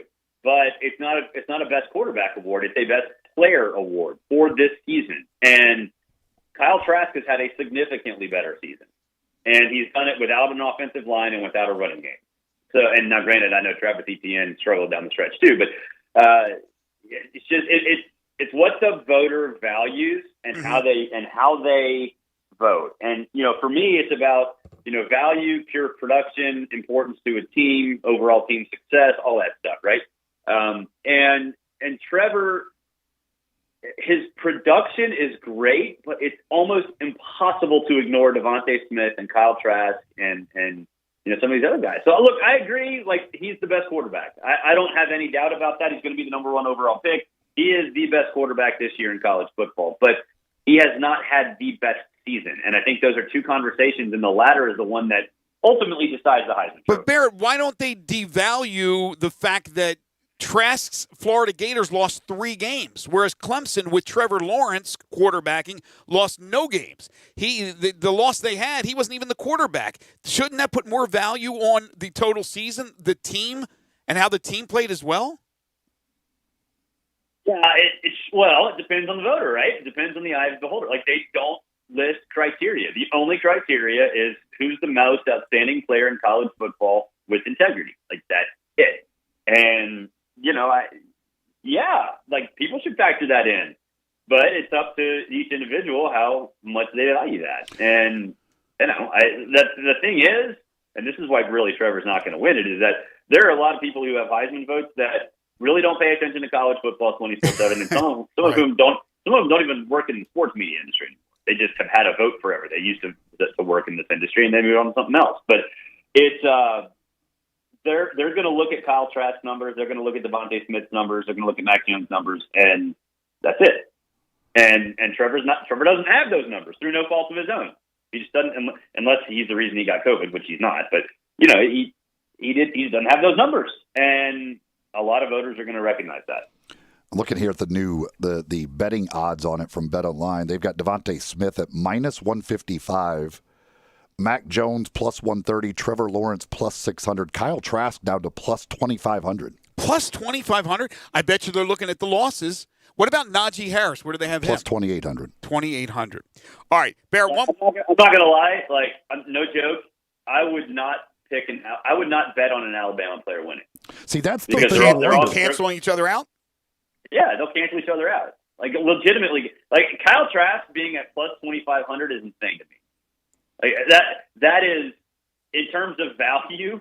Yeah. Like, I might throw a lot. I might throw a lot. It does feel like, though, just there has been this overwhelming thing of like, because I think a lot of people do maybe want to see a wide receiver win it, and like this is the year where you could do it. Like it seems like there is this groundswell of support for Devontae Smith to actually win. Yeah, it. That's true.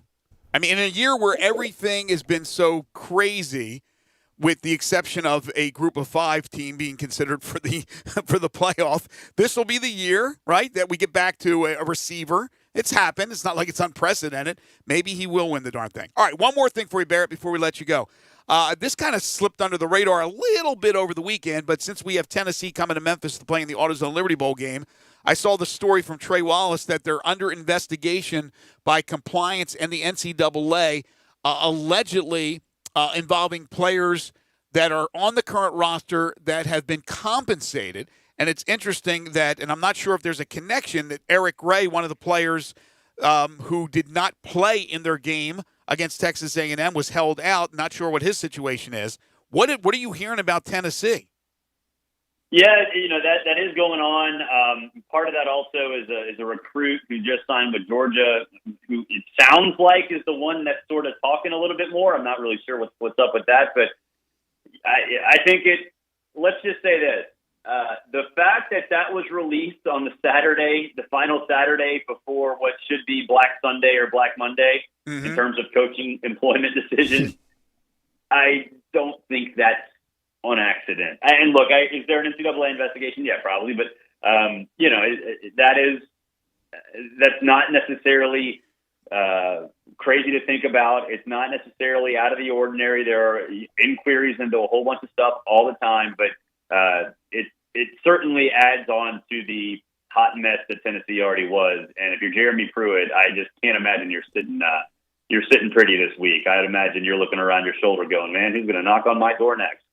Well, I'll say this. I know what you're going to say. If they're cheating, they're really bad at it. I knew you were going to say They're that. not very good at it, right? If you're going to if- cheat, you better cheat your tail off and win. If you're cheating to go 3-7, I'd hate to see you without cheating. My goodness gracious. I knew that was coming. He is Barrett Sallee, college football writer for CBS Sports, college football, CBS Sports HQ, rather. You can watch him on the tube and then listen to him on Sirius XM College Radio. Always does an outstanding job. You can follow him on Twitter at Barrett Sallee. Should be a terrific couple of weeks, Barrett. Listen, Merry Christmas to you and your family. We'll talk to you next Monday. Yeah. Thanks, Barrett. I knew that was coming, Eli, from you. They went 3-7. There's the old NASCAR saying that if you ain't cheating, you ain't trying, right? You ain't cheating, you ain't trying.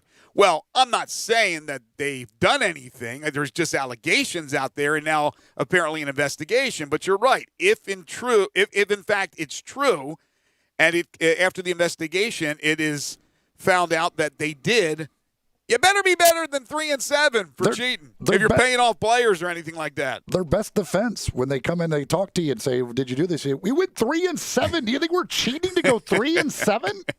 Town Village Audubon Park, 950 Cherry Road is just off Park Avenue. It is senior living in today's world, located in the heart of East Memphis, offering more options to fit your needs more than ever before, dedicated to the long-term satisfaction and the quality of life for their residents. All they ask is that you're 55 or over. Give them a call. Want to find out more about them? 901-537-0002 or go online to townvillageaudubonpark.com. Independent living. They offer short-term and respite stay, monthly options available, great event schedule with activities galore, amazing food, everything you need to continue to enjoy life to its fullest, whether it's for you, for a parent or a grandparent, somebody in your family, again, somebody who's 55 or over. Town Village Audubon Park is a great option at 950 Cherry Road, just off Park Avenue. Again, call them at 901-537-0002 or online at townvillageaudubonpark.com. Penny Hardaway has a new deal. What do you think about that? 360-8255, First Bank phone lines, First Bank text line 67129. We'll discuss when we return. This is Sports 56 Middays. Start your day the right way with Peter Edmiston and Anthony Sane on Sports 56 Mornings. Weekdays from 7 to 10 on Sports 56, 98.5 FM and 96.1 FM. Hi, this is Troy Fiveash, owner of Fiveash Roof Services. You've heard me talk about how we offer the best products, the best warranties, and the best services for years. Now let's talk about pricing. Pricing should never be the only reason you hire a contractor, but in today's world, pricing is always a consideration. So we suggest you get 2 or 3 estimates for your roof replacement from a reputable, licensed, and insured company, and then give us a call. If we can't beat your best price for a comparable roof system by more than $100, we'll give you $100. It's that simple. We are so sure we can offer you the best price, beating all other qualified companies. We will hand you $100 if we can't, and thank you for the opportunity. So give us a call. What's the worst thing that's going to happen? Make $100? Fiveash Roof Services, a proud supporter of Tiger Athletics and the official roofer of the Tigers home team. Fiveash Roof Services, fair, honest, and ethical. 367-0050 or memphisroofer.com. Fiveash Roofing is what we do. We're here for you.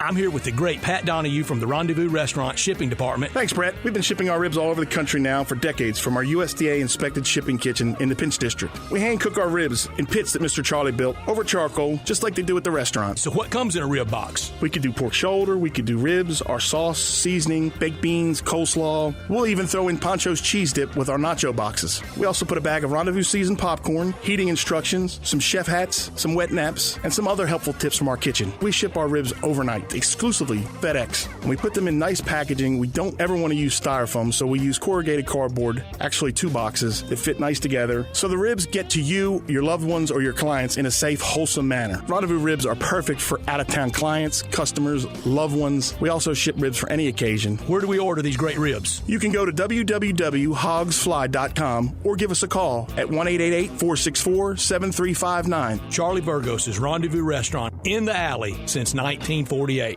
Looking for a high-efficiency planting solution? The Case IH 2150 Early Riser Planter combines the industry's most accurate planter technologies with a rugged row unit for fast and uniform emergence. The Case IH 2150 Early Riser operates at your speed and adapts to unique field conditions so that you can maximize your yield potential. Stop in or call Mid-South Ag Equipment at 662-890-3141 to learn more. That's Mid-South Ag, your Case IH Equipment headquarters. I want to invite you to come by the Spirit Shop. You know, that little log cabin on Poplar, your liquor and wine oasis. The Spirit Shop has been providing sports fans their beverage needs since way back in 1969. So come in now and get ready for the big game. Whether your favorite team wins or loses, the Spirit Shop will help you celebrate or ease that pain away. The Spirit Shop is open every day, and they're located perfectly at 4848 Poplar. That's the corner of Poplar and St. Nick. Bartlett Small Engine has been serving quality power equipment since 1970. They have a full line of power equipment, parts, and services for most makes and models. Bartlett Small Engines has the best brands in the power tool industry: Honda mowers, trimmers, and generators, Steel blowers, trimmers, and chainsaws, Echo trimmers, blowers, and chainsaws, plus quality products from Red Mat and Shindawa. And they're all American made. Bartlett Small Engine is your can-do store. 6780 Summer Avenue. Call 901-386-9779. Listen Sundays at 11 a.m. to join Idlewild Presbyterian Church for worship. Idlewild is a PCUSA church located in Midtown Memphis.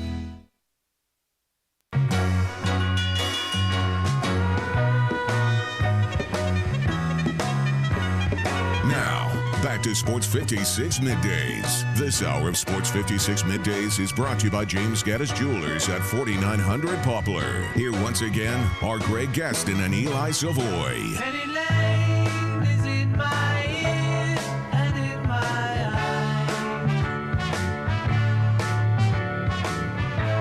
So Penny Hardaway and the University of Memphis have agreed to a 5-year extension that will include a total compensation of $12.25 million.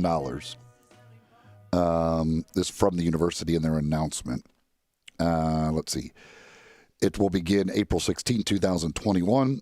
It's $2.325 million in each of the first 2 years, $2.5 million in years 3 and 4, and $2.6 million in the 5th year of that. It's $200,000 in base salary per year, with the remaining amount as non-salary compensation divided equally between radio and television appearances, availability in public relations, public service, and public speaking appearance availability.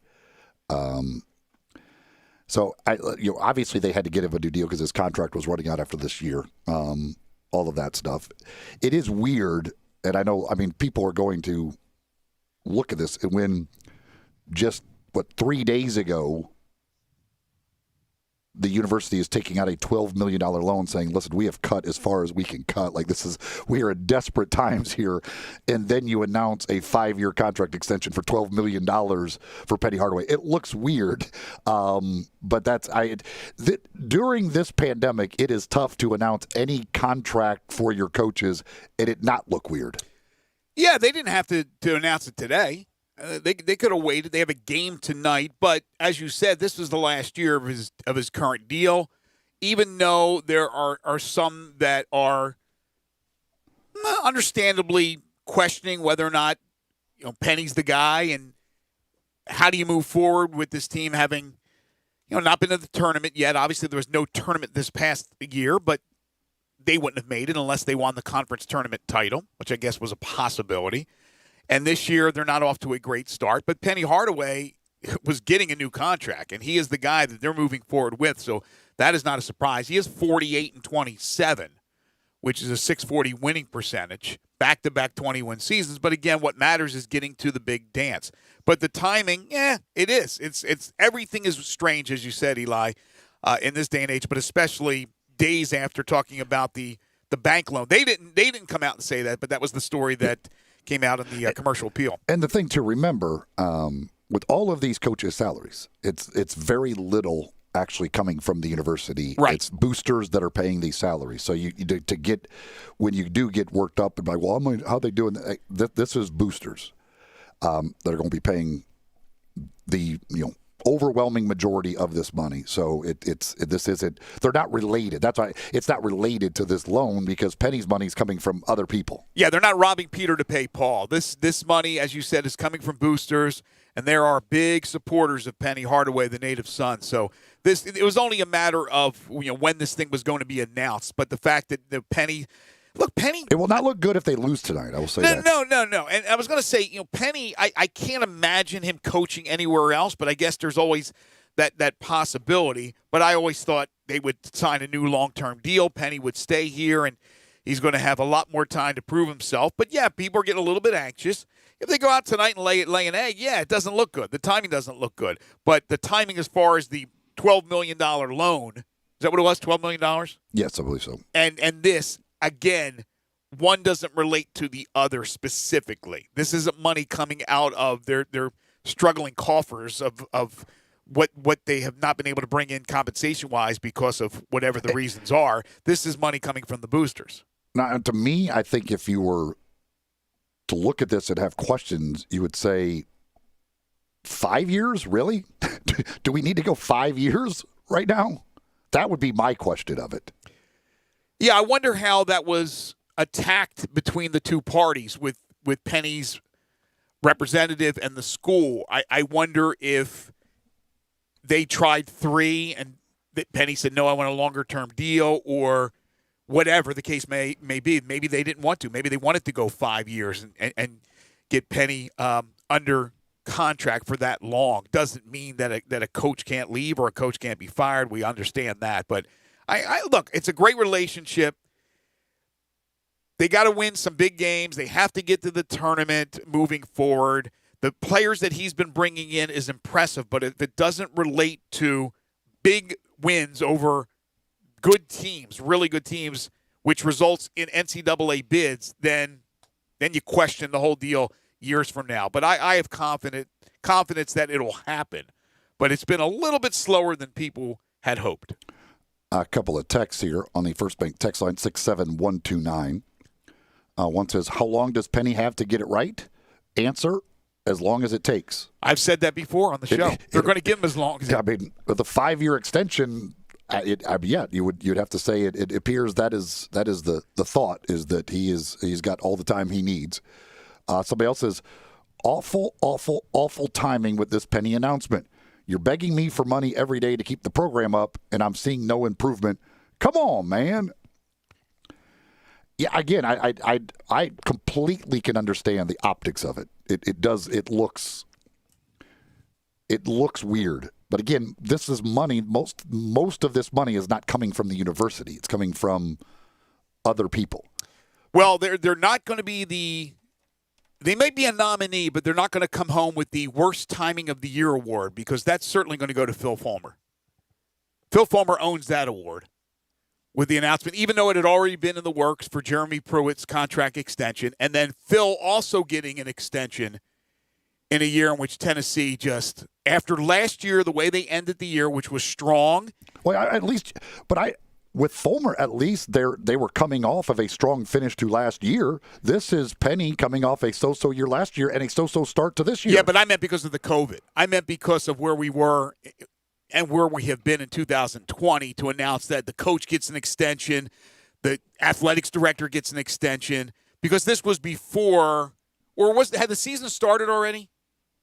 Had the season started? Yes, we were. I think it was like the first week or two. Of we were questioning about the timing of that, but yeah, from a production and from a production standpoint, yes, Tennessee was coming off a strong finish last year. I think they won their bowl game, and then Memphis didn't appear they were going to go to a tournament, but then they ended up not having a tournament. But Penny goes out and again, he kills it on the recruiting trails. And so the expectations going into this season, despite all the setbacks from COVID, which has affected every team in the nation, you think that this is going to be a tournament year. They're off to a pretty slow start. Now, does it mean if the tournament started today and they picked the field, Memphis wouldn't be in? But they got a ways to go. They still have 19 conference games to go. Now, if you lay an egg against Tulsa, that's bad. Tulsa's not a good team. and not picked to be one of the better teams. They just went toe-to-toe with a team picked 11th in the conference and finally pulled away at the end, but struggled for the most part. Tulsa's got 2 wins, UT Arlington and Northwestern State. They've lost to TCU, South Carolina, Wichita State. Yeah, this is not a really good, not a real good. And of course, we know last year it did not go well for the Tigers against Tulsa. What was the score of that game last year? I forget. They've had their issues with Tulsa over the years. They've had some wild, crazy games. Last second wins, that Antonio Anderson 80 to game 40 winner back in the day, 80-40. That was at Tulsa. That's tonight's at home. But yeah, last year this matchup, and that wasn't a real good Tulsa team last year. They were better than this year. I mean, they ended up, I think, co-conference champions. They had experience, but the Tigers lost by 40 to this team last year. Yeah, 40. Tonight they get to host them in front of crickets. FanDuel Sportsbook, one of our great sponsors. Look, the NFL is in its final leg of the season. Big games from here on out. College basketball is back. The NBA tips off tomorrow. The first 2 games of the regular season tomorrow. The Grizzlies open up on Wednesday. Add a little excitement to your sports watching experience by betting on all the action on FanDuel Sportsbook. There's a reason why FanDuel is America's #1 sportsbook. Their app is simple to use. They've got great odds on all different betting markets. Unique fun bet types like same-game parlays. I hit my first one yesterday, a same-game parlay that I did with the Cleveland Browns. And exclusive always-on promotions such as enhanced odds boosts on the biggest events and bet insurance to let you get more action out of every single game. Right now, FanDuel is letting you place your first bet risk-free up to $1,000. Just place a bet on any game, and FanDuel will refund you up to $1,000 back if you don't win your first bet. Seriously, no strings attached. Just place any bet you want. If you win, you keep the cash. If you lose, you'll get your entire bet up to $1,000 back in site credit. If you've never tried FanDuel Sportsbook, what are you waiting for? Download the FanDuel Sportsbook app to get started. Be sure to sign up with promo code GASMAN so they know I sent you. That's FanDuel Sportsbook, promo code GASMAN. You got the first bowl game today. You got Monday Night Football with the Steelers and the Bengals. You got college basketball. So a lot going on. Must be 21 or older, present in Tennessee. Site credit is non-withdrawable and expires 14 days after receipt. Terms apply. See sportsbook.fanduel.com for details. For problem gambling support, call 1-800-889-9789. This is Middays on Real Sports Talk, Sports 56, 96.1 and 98.5. Grab a seat for a happy hour with John Harden. Passengers will please fasten their seatbelts. On Sports 56 Happy Hour. Weekdays from 1 to 3 on Sports 56, 98.5 FM and 96.1 FM. Experience elevated luxury at Genesis of Wolf Chase. We invite you to test drive the new 2021 Genesis G70, where turbocharged power and track-worthy handling are packaged in a sleek profile with a dramatic stance. The G70 pushes the boundaries of luxury performance. Plus, every Genesis of Wolf Chase comes with Genesis Concierge Service, free pickup and delivery of your Genesis, and free oil changes and car washes. Shop online from the convenience of home now. Visit wolfchasegenesis.com. There's a reason why FanDuel is America's #1 sportsbook. Their app is simple to use. They've got great odds on all different betting markets, unique fun bet types like same-game parlays, and exclusive always-on promotions such as enhanced odds boosts on their biggest events and bet insurance to let you get more action out of every game day. And if you win, they even get you your winnings safely in as little as 24 hours. Right now, FanDuel is letting you place your first bet risk-free up to $1,000. Just place a bet on any game and FanDuel will refund you up to $1,000 back if you don't win your first bet. Just place any bet you want. If you win, you keep the cash. If you lose, you'll get your entire bet up to $1,000 back in site credit. If you've never tried FanDuel Sportsbook, what are you waiting for? Download the FanDuel Sportsbook app to get started and be sure to sign up with promo code GASMAN so they know I sent you. That's FanDuel Sportsbook, promo code GASMAN. Must be 21 or older and present in Tennessee. Site credit is non-withdrawable and expires 14 days after receipt. Terms apply. See sportsbook.fanduel.com for details. For problem gambling support, call 1-800-889-9789. In today's world, a lot is going on, but one thing is always true. You need to take care of yourself. The skin clinics can help. Age, diet, genetics, and current events can conspire to make you look and feel much older than you are. It doesn't have to be that way. Call the skin clinics and let their expertly trained nurses, estheticians, and staff choose the treatment that best suits you and your pocket. There's so much you can do. Consider skin resurfacing and rejuvenation. lash extensions and specialty brows, injectables, medical-grade chemical peels,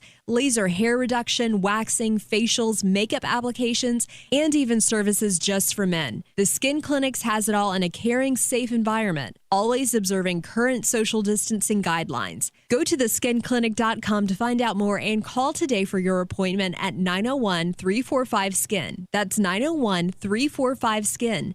Taking care of yourself is good for you and your loved ones. Come to the Skin Clinics, 1300 Wolf Park Drive in Germantown.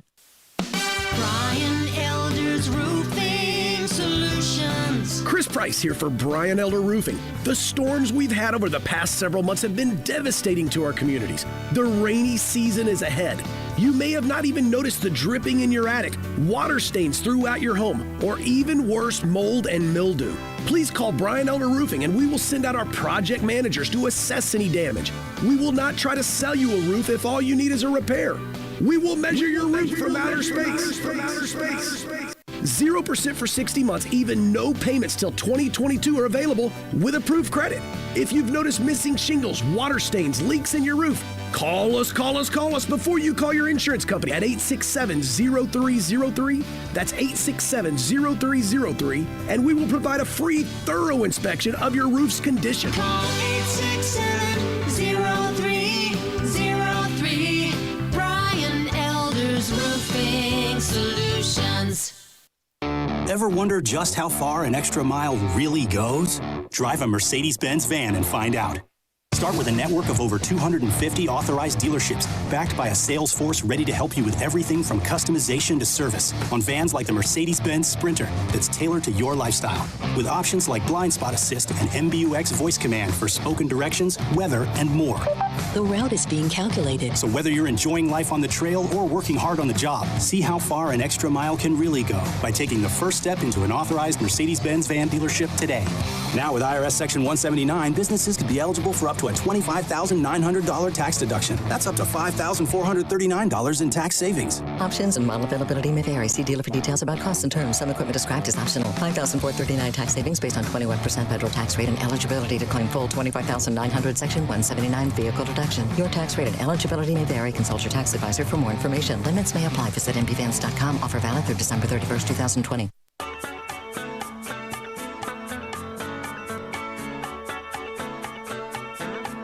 Now, back to Sports 56 Middays. This hour of Sports 56 Middays is brought to you by James Gaddis Jewelers at 4900 Poplar. Here once again are Greg Gaston and Eli Savoy.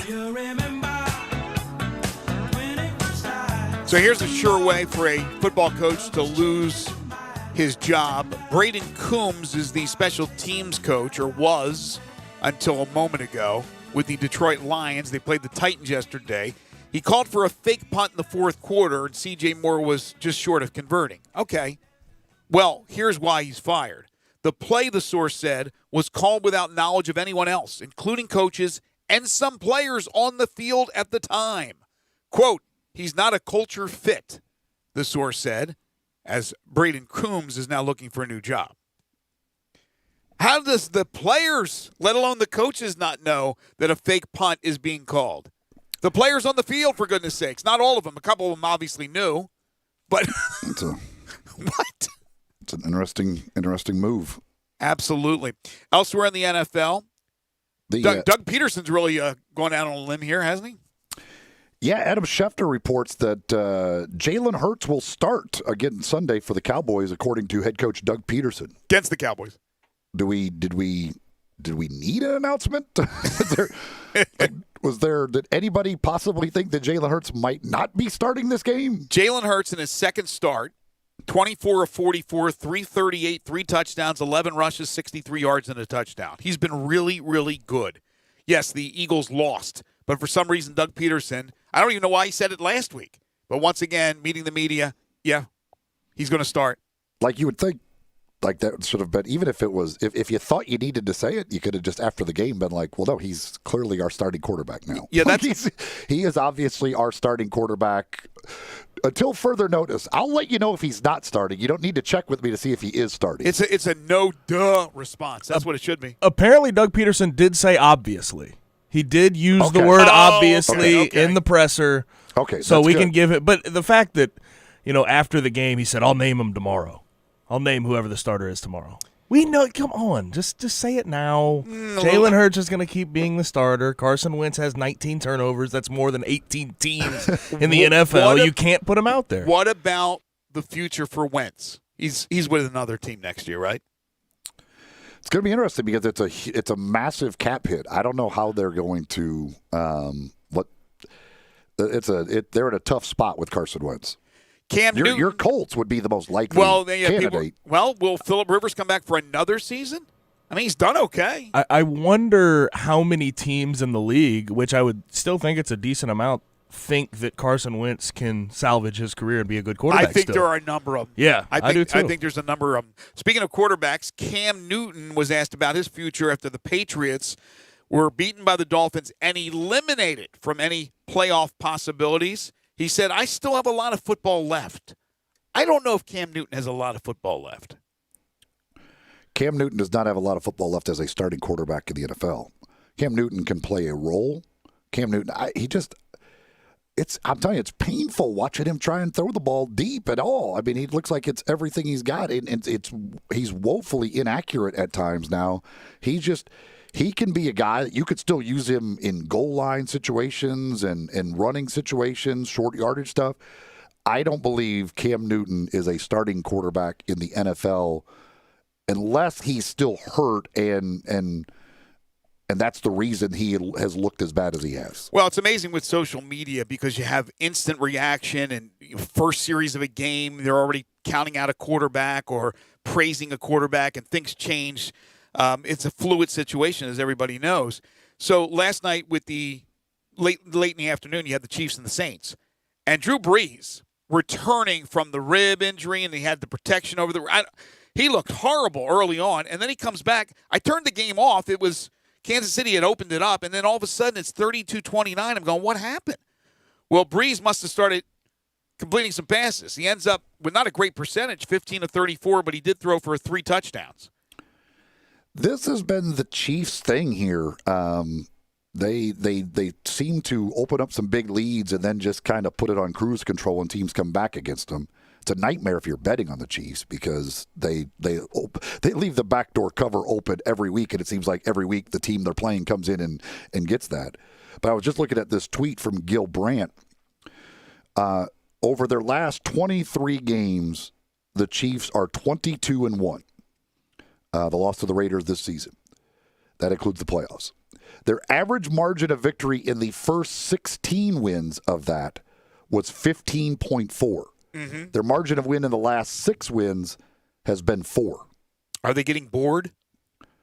And so they're losing their concentration. It looked like in games, it looked like they just get a lead and then they just kind of they just don't do anything. But that's not Reid's style. Teams come back constantly against them. Yeah, they kind of just go into cruise control. They did it against the Buccaneers. They did it this week. Like they get this big lead and then they just kind of ho hum. But that's not Reid's ammo. Reid usually is not a conservative guy. He'll go for the jugular. So I'm a little surprised about that. Speaking of quarterbacks who some thought were washed up, Tom Brady was pretty darn special in the second half of Tampa Bay's comeback win over Atlanta. Hey, Atlanta, this just in. They lost another big lead. To Tom Brady.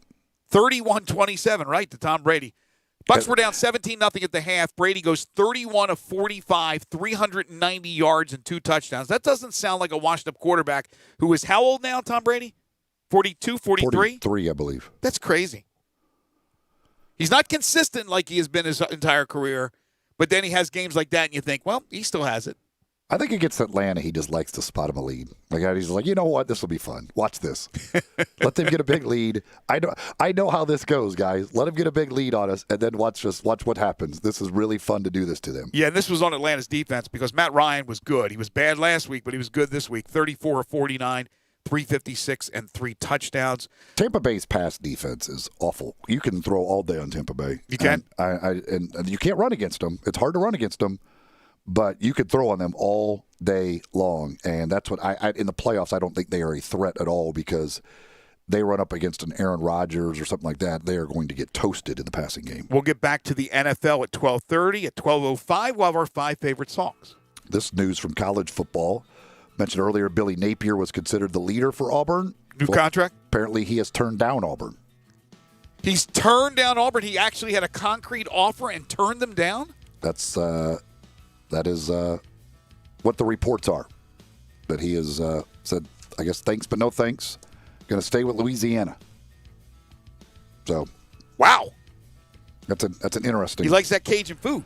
That's interesting. If you're staying at Louisiana and turning down Auburn, what a weird world we live in. Fleet Feet, the place to go to get all your running gear, including shoes, just right for you, based on the way you run or walk. They'll take a look at it. If you go to either one of the 2 stores. They've got the East Memphis location and the Collierville location. East Memphis, it's in the Laurelwood Shopping Center. And in Collierville, they're at Poplar and Houston Levy there next door to the Hueys. You go in, they take a look at the way you run or walk, get you fitted in shoes just right for you. They've got all the other gear as well. If you've got a runner on your Christmas list, a gift card to Fleet Feet certainly would make a great gift idea for anybody out there. You could go get the gift card at either one of the 2 locations as well of Fleet Feet. But for all the runners out there, for all the gear you need, go see the folks at Fleet Feet. Once again, 5 favorite songs to kick off hour number 3. We're talking about songs with the word hello or hi in the title. You can text in at 67129. If you are watching us live, you can message us with your lists at Sports 56 WHBQ on Twitter, Facebook, YouTube, Periscope, and Instagram. Plus, I got some odds that I'll go over on the bowl games. Not all of them, but I'll go over some of the pertinent games involving local and regional teams. We'll do that when we return. And then at 12:30, we'll dive right back into the NFL. Your texts are always welcome at 67129 if you want to talk about the new deal for Penny Hardaway or about the fact that Memphis Tigers and Memphis Grizzlies games will not have any fans at FedEx Forum for the foreseeable future. This is Middays on Real Sports Talk, Sports 56, 96.1 and 98.5 FM.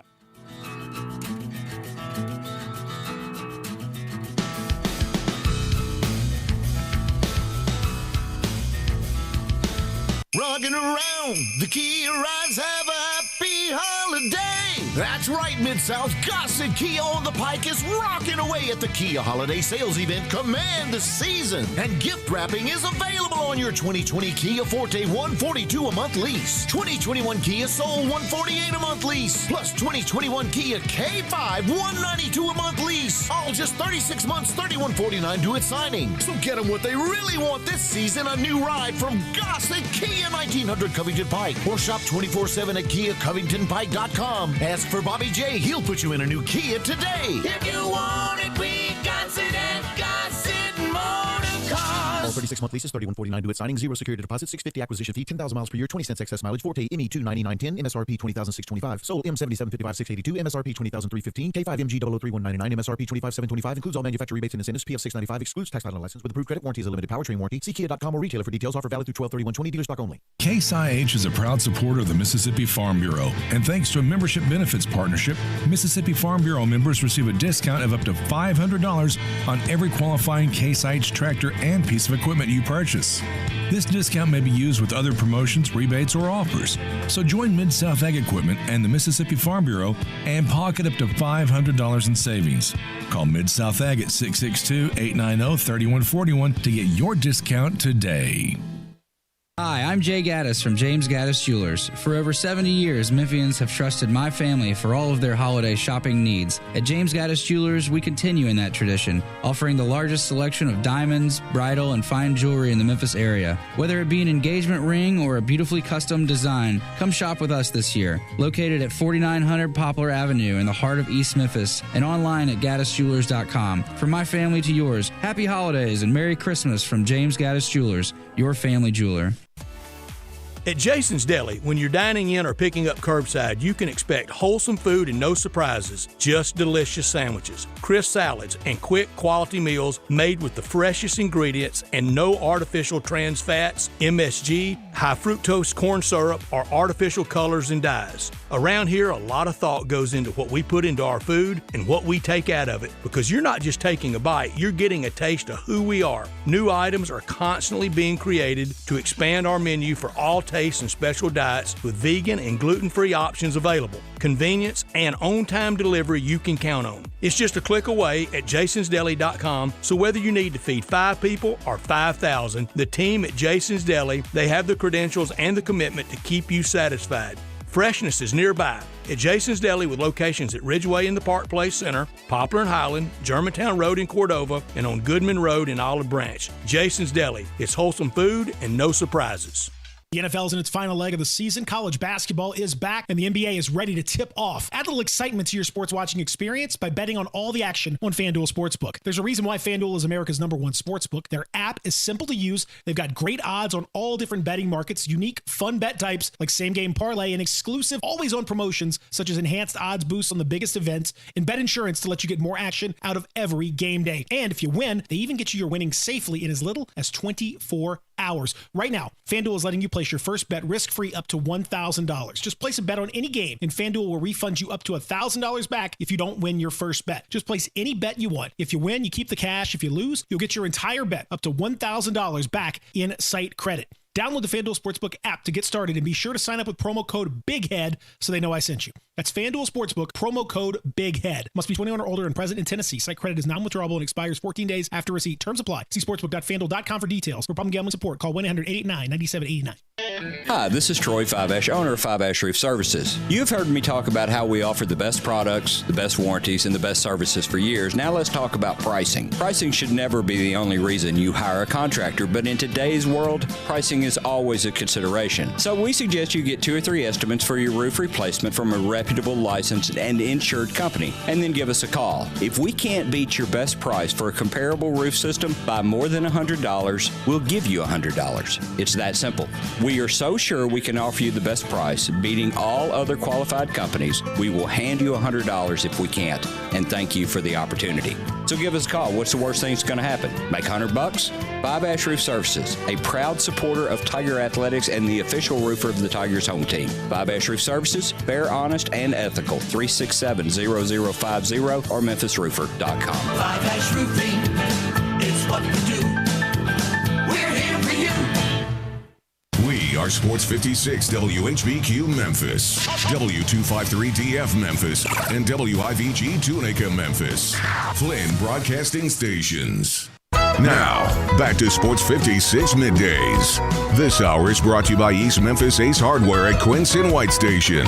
Here once again are Greg Gaston and Eli Savoy.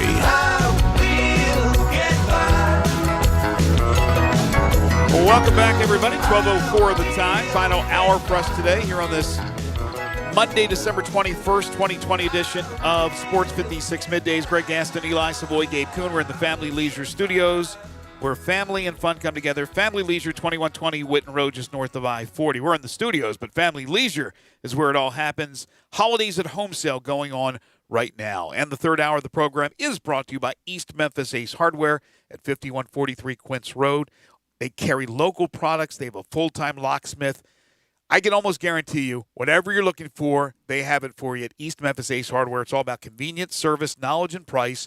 AceHardware.com online. It's free shipping. 901-683-8688. Open Monday through Saturday, 8 to 7, Sunday, 10 to 4. It's East Memphis Ace Hardware. All right, so let's go over a few of these bowl games and the odds for the games, the current odds right now from Vegas, and then we'll get into our 5 favorite songs. The Tigers and Florida Atlantic on Wednesday night in Montgomery, in the Montgomery Bowl.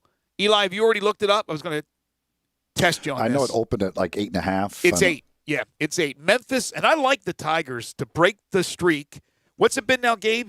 5 in a row? 5 losses in a row in bowl games. 5 losses in a row. Florida Atlantic with Willie Taggart as their head coach, Jim Levitt's their defensive coordinator, familiar names. I think Memphis will cover. I think they'll win and cover and break the streak. On New Year's Eve, the Armed Forces Bowl, Tulsa, Mississippi State. The Golden Hurricane, a 2.5-point favorite over Mississippi State. Now, I got to be honest with you.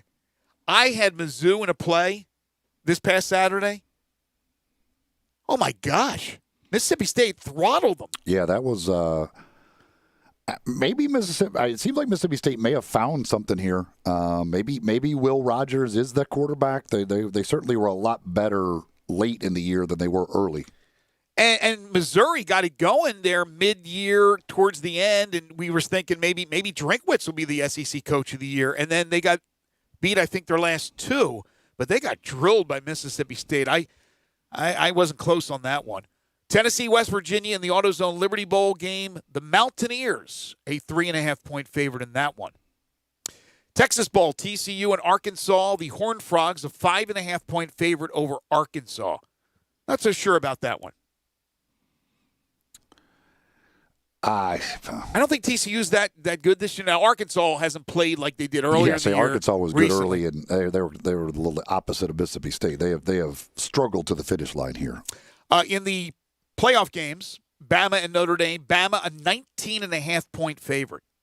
And Clemson is a 7.5-point favorite over Ohio State. What do you think about those numbers? I mean, just again, looking at it on the surface, just based off what we saw Saturday and even to the whole season, like it feels like Alabama is going to just kill Notre Dame because to keep up with Alabama, it feels like you need to be able to throw the ball like Florida did. And I don't see Notre Dame being able to do that. And I know Notre Dame's defense is good, but I don't know that anybody can hold Alabama under 40. So if Alabama, I don't see how Notre Dame can even come close to keeping up with them. And then again, if you just go off like what you saw Saturday, it looks like Clemson's probably going to handle Ohio State because Ohio State just did not look that good. They're not going to run the ball like they did against Northwestern against Clemson. My question is if Clemson held Notre Dame, which Notre Dame is based off O-line and run game with Kyron Williams, if Clemson held Notre Dame to 44 yards rushing, what does Bama hold them to? Yeah, exactly. I mean, that's the thing, and that's if you take away the running game from Notre Dame and put the pressure on Ian Book, and again, you're going to need to score 40. I don't see how Notre Dame could possibly do that. Guys, I will tell you this: if it's the two teams that I expect and probably you guys expect to be in the championship, which is Alabama and Clemson. Florida abused that Alabama secondary. And I think if Trevor Lawrence gets time, he's going to abuse them as well.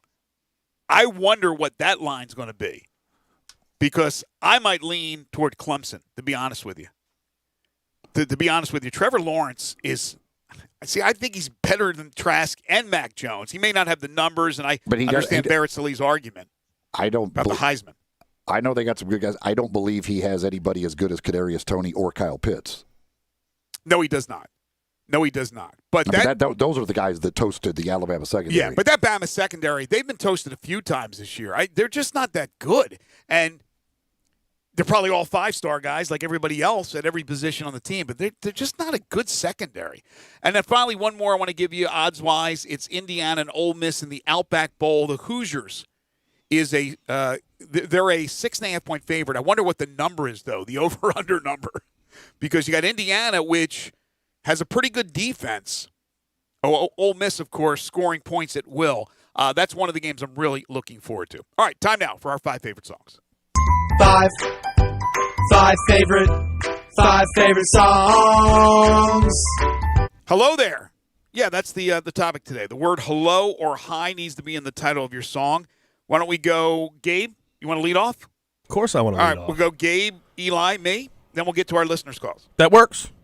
Number 5, I went Hey There Delilah by the Plain White T's. Don't actually like the song, but I needed someone to go at 5th. So Plain White T's get the nod. 4, Hello Goodbye by the Beatles. 3, Hey Mama by Kanye West. 2, I put it at 2 because number 1, it was very close, but I already had this one at a number 1 on another list. I think it was Men's Names. But I went Hey Joe by Jimi Hendrix, and then number 1. Come to decide that the things that I tried were in my life just to get high on. When I sit alone, come get a little known, but I need more than myself this time. Step from the road to the sea to the sky, and I do believe that we rely on. When I lay it on, come get to play it on, all my life to sacrifice. Hey, oh, listen what I say, oh, I got your hey, oh, no Hey-O by the Red Hot Chili Peppers. When will I know that I really can go to the well once more? All right. To decide on Eli? when it's killing me. When will I I did not realize Hey counted. Yeah, I didn't say hey, but it almost feels like that Seinfeld episode where he goes into the really? bank. Hey didn't count? Well, we did. I thought we had done hey before. I So thought we might have done Hey before too. Yeah, so I just went hello, strictly hello and hi, but you're on a roll. Yeah, we have baby. actually done Hey before as a category. Yeah, so I wasn't going to count that. I thought we Oh, well, I thought we were just. It's okay. You're hello, much- hey, hi. You're much bigger than me. I wasn't about to say anything, but no, the old Seinfeld episode where he went into the bank and it says like if you're not greeted with a hello, something like that, you get $50. And he got a hey, and the whole discussion was whether the hey is a hello, something like that. So, yeah, with our listeners, we're sticking to hello or hi, but yeah, hey, we've already done. The only reason I knew we did Hey is because I remember having Hey Ya from Outkast as my number one song for that category. Right. That's why I thought we had done, because I was like, we didn't do Ya. So I was like, I assumed that had to be Hey was that category that I used that song for. So Yeah. Yeah, I knew it on Friday when I came up with this topic that we'd already done hey. So maybe I should have been specific at that time. Sorry, Gabe. And I found out that this category, first of all, I did not have any highs. But it also, and I don't remember what the other category was, but it works out that hello is mostly the first word of the title. Generally, hello is the first word of the title. Yes. Number 5, Hello Again by the Cars. Number 4, Hello Goodbye, the Beatles. Number 3, now many different artists have a song just called Hello. I go with at number 3, Adele with Hello. Mm-hmm. Number 2, Hello Darlin' by Conway Twitty. And number 1. She's walking down the street, blind to every eye she meets. Do you think you'll be the guy to make the queen of the angels sigh? Hello, I love you, won't you tell me your name? Hello, I love you, let me jump in your game. Hello, I love you, won't you tell me your name? Hello. With Hello, I Love You. So for me, it's 5 hellos, and all 5 hello, the first word of the title. So if I actually did the list right, I think Hello by Adele might be my number 1. Really? Fantastic song. It is a great. I'm a fan of Adele. She's got an unbelievable voice. Well, and that song she is amazing on that song. She's amazing. I like that song a lot. Did not make my list, but Eli, I do have, yes, hello as the first word on all 5 of my songs. I do have an honorable mention. Hello, Dolly by Louis Armstrong. Hello, Dolly. All right, number 5. Hello Again by the Cars. Was it really your Louis Armstrong impression? I don't want to just skip past that like you didn't just do that. I actually can do a pretty decent impersonation, but it hurts my throat, so I did it kind of quasi there. You got to really, it really can hurt. You got to really get into it. That was quasi Louis. It was quasi Louis. Number 5, Hello Again by the Cars. Number 4, Hello Again, different song by Neil Diamond. Number 3, Hello Goodbye by the Beatles. Number 2, it was Eli's number 1, Hello I Love You by the Doors. And then here's my number 1. Hello, it's me. I've thought about us for a long, long time. Maybe I think too much, but something's wrong. There's something here that doesn't last too long. Maybe I shouldn't think of you as mine. There it is.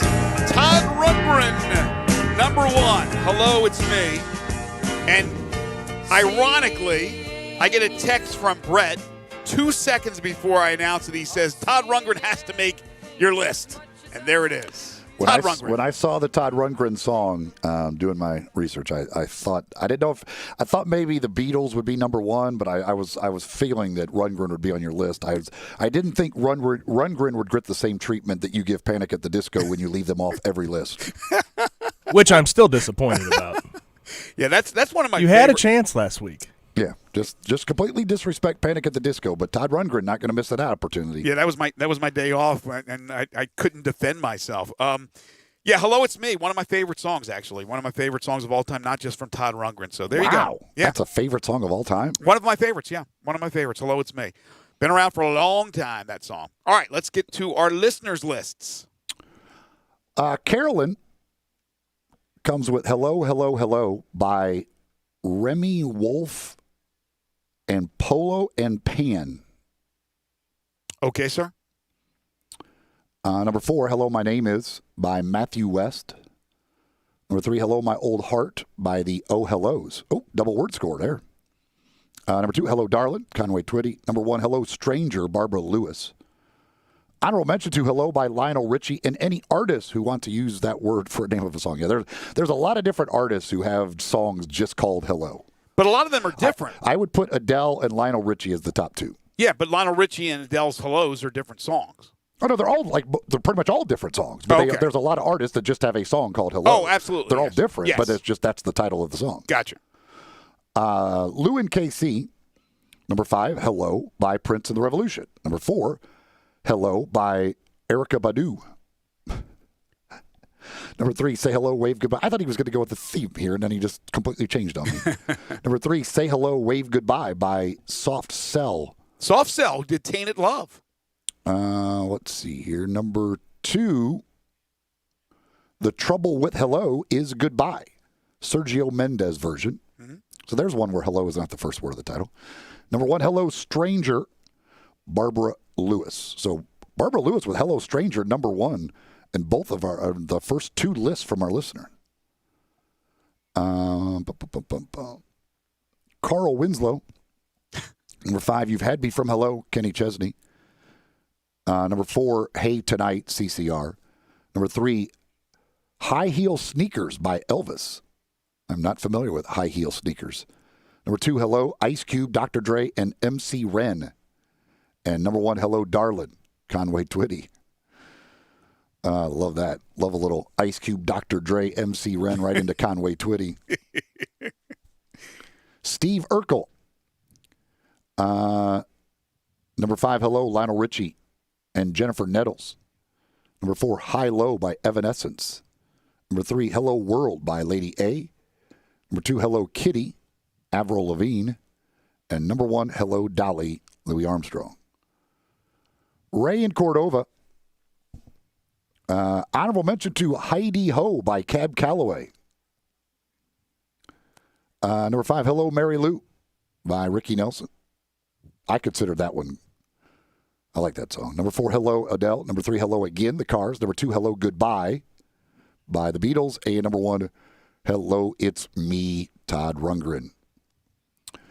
Let's see here. Hey There Lonely Girl, Eddie Holman. Hello Little Friend, Joe Cocker. Number 3, Hello Walls, Willie Nelson. Number 2, Hello Goodbye, the Beatles. And number 1, Hello I Love You by the Doors. Honorable mention to Hello in There by John Prine. I also considered that one. Downtown Leo. Number 5, You Had Me From Hello, Kenny Chesney. Hello Again, Neil Diamond at number 4. Number 3, Hello You Beautiful Thing, Jason Mraz. Number 2, Hello Adele. And number 1, Hello Goodbye, the Beatles. Bobby in Midtown. Number 5, Hello Heart by John Kilzer. Number 4, Hello Hooray by Alice Cooper. Number 3, High Roller by Little Feat. 2, Hello It's Me by Todd Rundgren. And number 1, Hello in There by John Prine.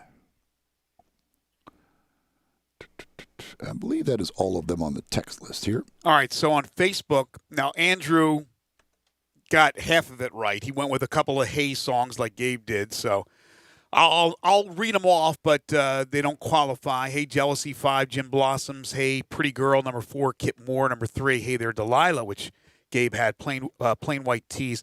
He does go Hello Adele, number 2, and Hello Lionel Richie, number 1.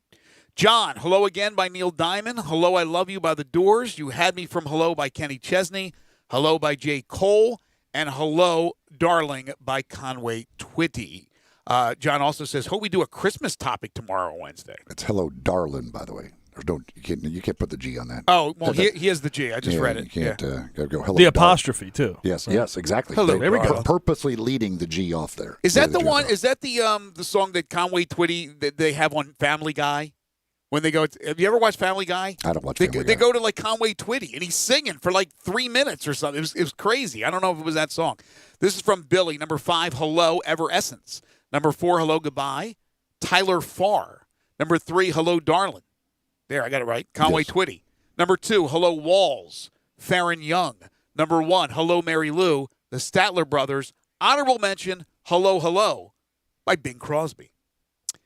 Let's see. Good for Bing. Get some Bing. Bobby, Hello, Hello, Hello, Remy Wolf. Number 4, Hello, Stranger, The Stray Cats. Number 3, Hey, Good Looking. We can't count that one, Hank Williams Sr. Hello, Brooklyn 2.0. That's number 2 with Jay-Z and Lil Wayne. And Hello, Mary Lou by Ricky Nelson. Honorable mention, Hello, Dolly by Lawrence Welk. Yeah, the Hello, Mary Lou, the Ricky Nelson and the Statler Brothers. I think Nelson, I guess, was the original with that. Yes. And then the Statler Brothers do a very good version of it. I will say that. All right, tomorrow, what do we got? Oh, am I supposed to come up with tomorrow? Oh, yeah. I did not know that. That's okay. We'll figure something out during. Maybe we'll come up with something Christmassy, as John suggested here during the break. We'll give you one when we return. Do want to tell you about Corky's Ribs and Barbecue, a Memphis staple for over 30 years, voted the #1 barbecue joint in Memphis 22 times. Delectable barbecue, fired up in Corky's Hickory charcoal pits. Their ribs, their beef, their pork, their chicken. Incredible. Amazing sides and their world-famous onion loaf. 4 Mid-South locations on Poplar Avenue in East Memphis, Poplar Avenue in Collierville, Germantown Parkway in Cordova, and Goodman Road in Olive Branch. And how about this? Order the ultimate taste of Corky's. Get a free rack of ribs. Just do it by mail order. Put the word sidelines in the promo code, and you get the free rack of ribs to go along with the barbecue, the baked beans, the Corky sauce, the dry rub seasoning, a pie for dessert, all for just $99.99. At Corky's, you can carry out, dine in, or have Corky's cater an event. Shop online and have Corky's deliver their delicious barbecue anywhere in the United States. A Corky's gift card makes a great gift. Nice little stocking stuffer for Christmas this Friday. Corky's Ribs and Barbecue open for lunch and dinner 7 days a week. Got a text here. Number 1, Hello by Lionel. Number 2, Hello by Adele. Number 3, Hello, Goodbye. And number 4, Hello, I Am Here. Children's song in grade school. I am not familiar with that. Nor am I. I don't think we ever sang that song that I remember in my grade school. Because you were never there, man. I don't. You were hookieing all the time. I do not remember that one at all. I think that was a different. Maybe it was a Southern thing. We're talking NFL, some college basketball, the news of Penny Hardaway's new contract. The Tigers back on the hardwood tonight, and the Grizzlies open up their season, the regular season, on a Wednesday. If you want to chime in, you can. We'll have some open lines for you at 360-8255. First Bank phone lines, First Bank text line 67129. This is Middays on Real Sports Talk, Sports 56, 96.1 and 98.5 FM.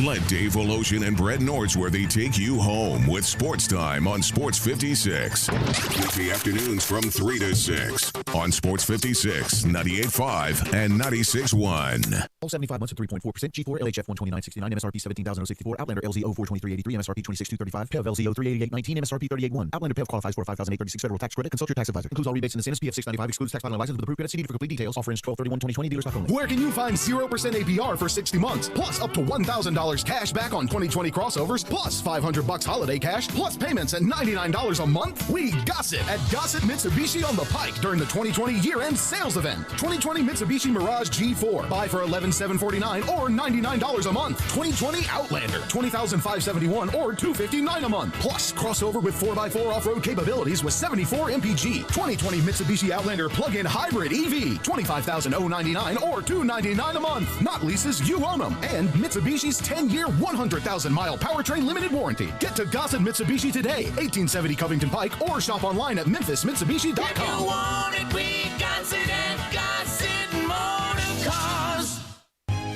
Hey, sports fans, the Butcher Shop Steakhouse, a Memphis favorite for 40 years, is still open for dine-in, fast curbside pickup, and easy delivery. The holiday season is here, and to help you celebrate, the Butcher Shop is offering 2 great holiday curbside dinner meals. A Christmas Eve curbside dinner for 2 includes a choice from 5 of our delicious entrees. Each comes with a salad, side, and dessert, all for $89.95 in tax. Call to order and pick up between 5 and 8 on Christmas Christmas Eve. Our Christmas Day feast for 4 includes a choice of a 3-pound slow-roasted prime rib or a 2-pound grilled roasted beef tenderloin. Each meal comes with homemade sides, sweet desserts, and French bread for 4. Order by 2 o'clock December the 23rd and pick up by 8 p.m. Christmas Eve. Don't worry, reheating instructions will be included. These special holiday menus and more great deals are available at thebutchershop.com or 901-757-4244. For over 8 decades, America's farmers have counted on the Little Red Tractor from Case IH, the Farmall, to help them make short work of their demanding chores. Well, Mid-South Ag can show you they aren't just for farms anymore. With horsepower ranging from 30 to 105, plus an army of attachments, they can tackle every chore on your to-do list, from hauling and mowing to loading and towing and then some. Stop by Mid-South Ag Equipment or call 662-890-3141 to find a Case IH Farmall that's right for you. Brian Elder's Roofing Solutions. Chris Price here for Brian Elder Roofing. The storms we've had over the past several months have been devastating to our communities. The rainy season is ahead. You may have not even noticed the dripping in your attic, water stains throughout your home, or even worse, mold and mildew. Please call Brian Elder Roofing and we will send out our project managers to assess any damage. We will not try to sell you a roof if all you need is a repair. We will measure your roof from outer space. 0% for 60 months, even no payments till 2022 are available with approved credit. If you've noticed missing shingles, water stains, leaks in your roof, call us before you call your insurance company at 867-0303. That's 867-0303, and we will provide a free, thorough inspection of your roof's condition. Call 867-0303. Brian Elder's Roofing Solutions.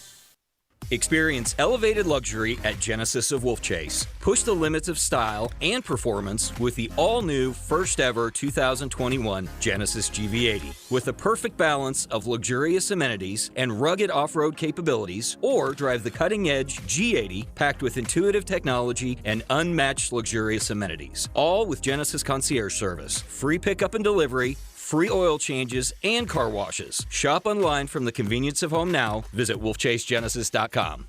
Now, back to Sports 56 Middays.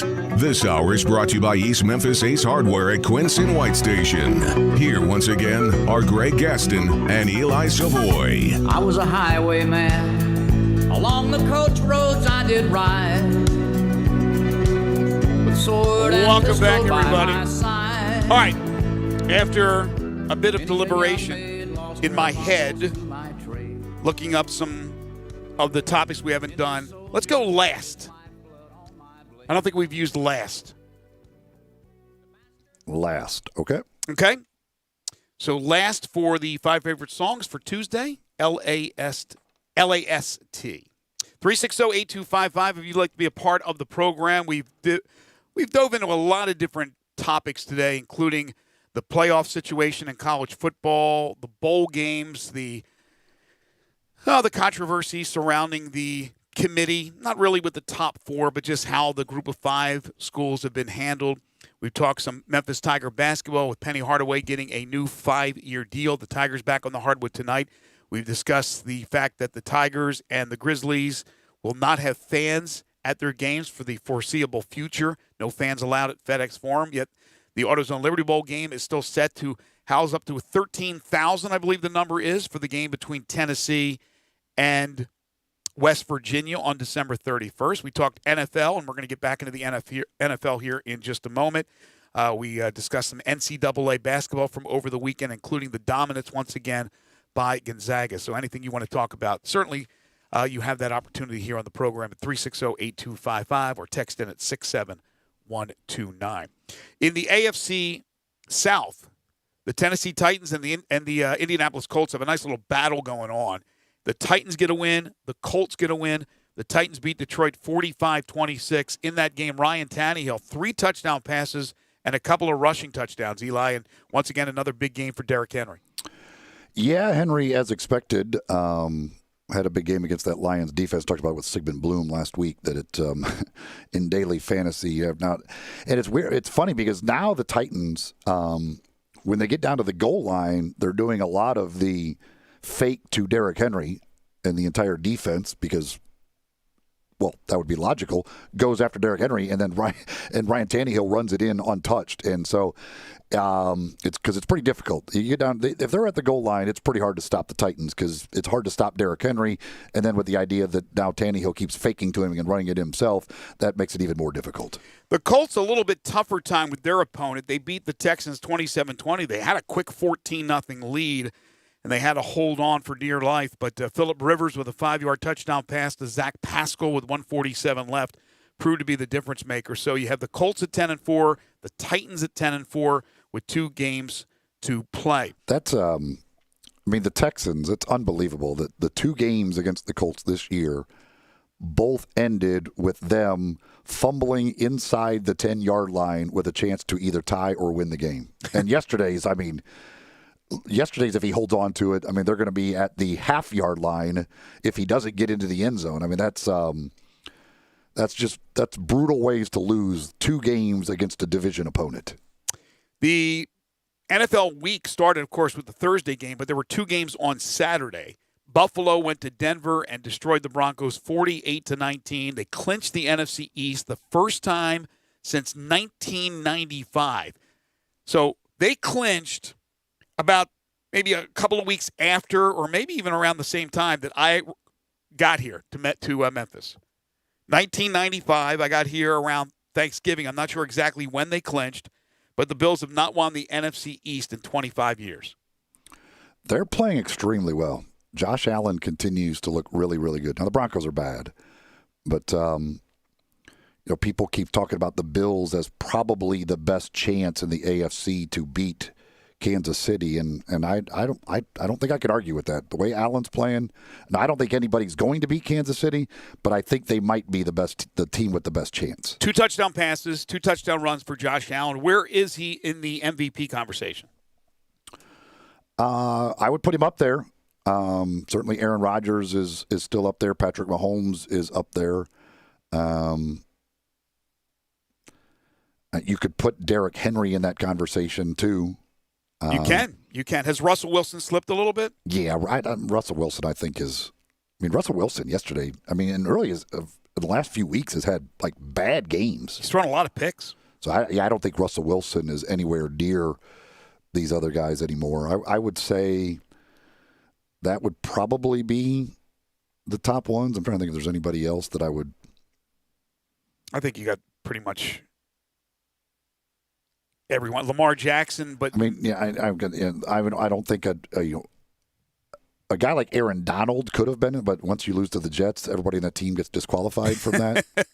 Or should anyway. And Nick Chubb's been great, but he missed games. I think it would be between Rodgers, Allen, and Derrick Henry, but most likely because of what the nature of it, it's probably the 2 quarterbacks. And Mahomes. Yeah. And Mahomes, I'm sure, will get. Some people will say it'll kind of become the LeBron, whatever you want, yeah, we understand he's great, but I'm not going to vote for him because we could vote for him every year for MVP. Isn't it similar, maybe to a lesser degree, but similar to what's happening with Alabama, with Kansas City? You have Mahomes, but then you have Travis Kelce, who's going to go down as one of the great tight ends of all time. You have Tyreek Hill, the cheetah, who nobody can catch. You have so many weapons. And then you have with Alabama all those weapons, with Mac Jones going to Najee Harris or throwing it to Devontae Smith or whoever else, and that it could offset a little bit. It didn't last year with Kansas City, but it could offset this year. I think it's Aaron Rodgers to lose. I think most people with Kansas City it believe, and I think rightfully so, everything is based on Patrick Mahomes. Yeah, I don't think any of those other guys are going to steal MVP votes from him. Maybe Tyreek Hill, but Kelce certainly is not getting MVP votes. We talked about the Bills winning the NFC East for the first time in 25 years, and a little bit earlier in the show we mentioned the Patriots being eliminated. Miami winning 22-12 to improve the 9-5. The Dolphins are hanging around. One of the good stories, real good stories in the NFL this season. But yeah, New England looked early there too. With you get Bill Belichick against rookie quarterbacks, and thought maybe at halftime there when they were shutting them out that the magic was going to continue. But Tua figured it out in the second half. An undrafted rookie running back by the name of Salvin Ahmed Is that the guy's name? 23. I Salvon never heard. Ahmed. He'd had a huge game already earlier this year. Yeah, well, I don't do fantasy, so I didn't really know. Wasn't paying attention to Miami's 8th-string running back, but 23 carries, 122 yards, and a touchdown. And again, Miami, feel-good story, but the Patriots, done. The dynasty is over. Yeah, It was over when Brady left, right? To me, they need to just blow that thing up and start from scratch. So let me ask you this. We have Tom Brady leaving to go to Tampa Bay. The Buccaneers, they're not etched in stone yet that they're going to the postseason, but they're going down that track. They're 9-5, and the Patriots are 6-8, and they have been eliminated.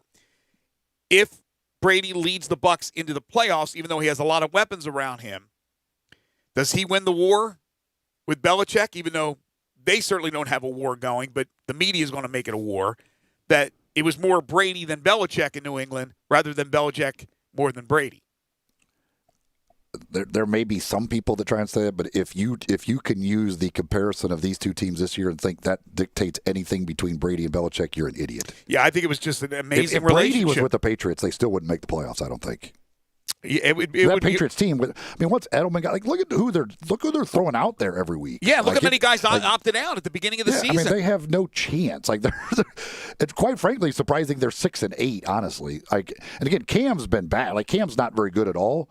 But I mean, he's also you're throwing to Jacoby Myers and Demir Bird. Mm-hmm. They don't have a tight end really. You've got N'Keal Harry, who's not very good either, here and there, but he's missed games. Defensively, but they're not nearly anything they've ever been with all the opt-outs, everything else. I don't think Tom Brady could have taken this Patriots team to the playoffs. Pinnacle Roofing and Restoration for all your roofing and home repair needs. Call my friend Brandon McCullough at 901-438-5084 or go online to newroofmemphis.com.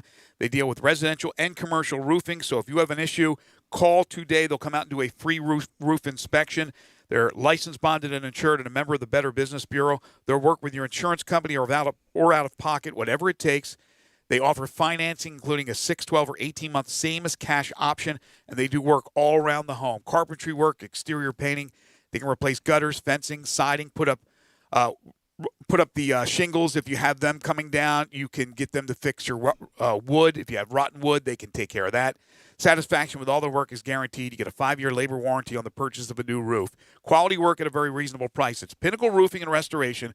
Call Brandon today. Tell him I sent you. 901-438-5084 or online at newroofmemphis.com. My question with the Patriots would be, and Bill Belichick's already talked this year about where they are cap-wise. Like, it's tough right now, and it's going to have to be a complete rebuild.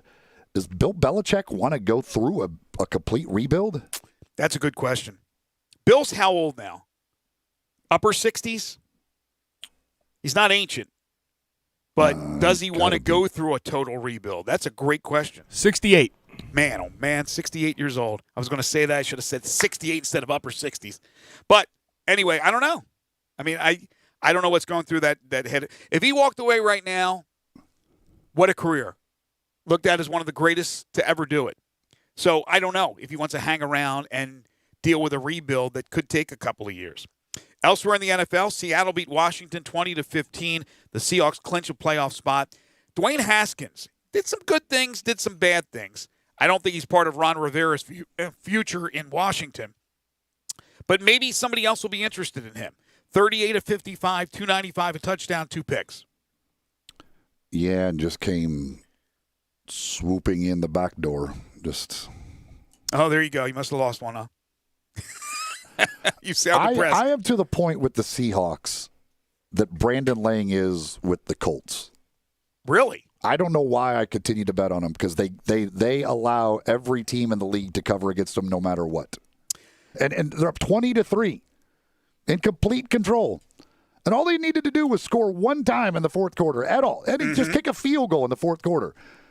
But they can't do it. You got Russell Wilson, you got DK Metcalf, Tyler Lockett, Chris Carson. Not 1 point in the fourth quarter can they score. And they do it.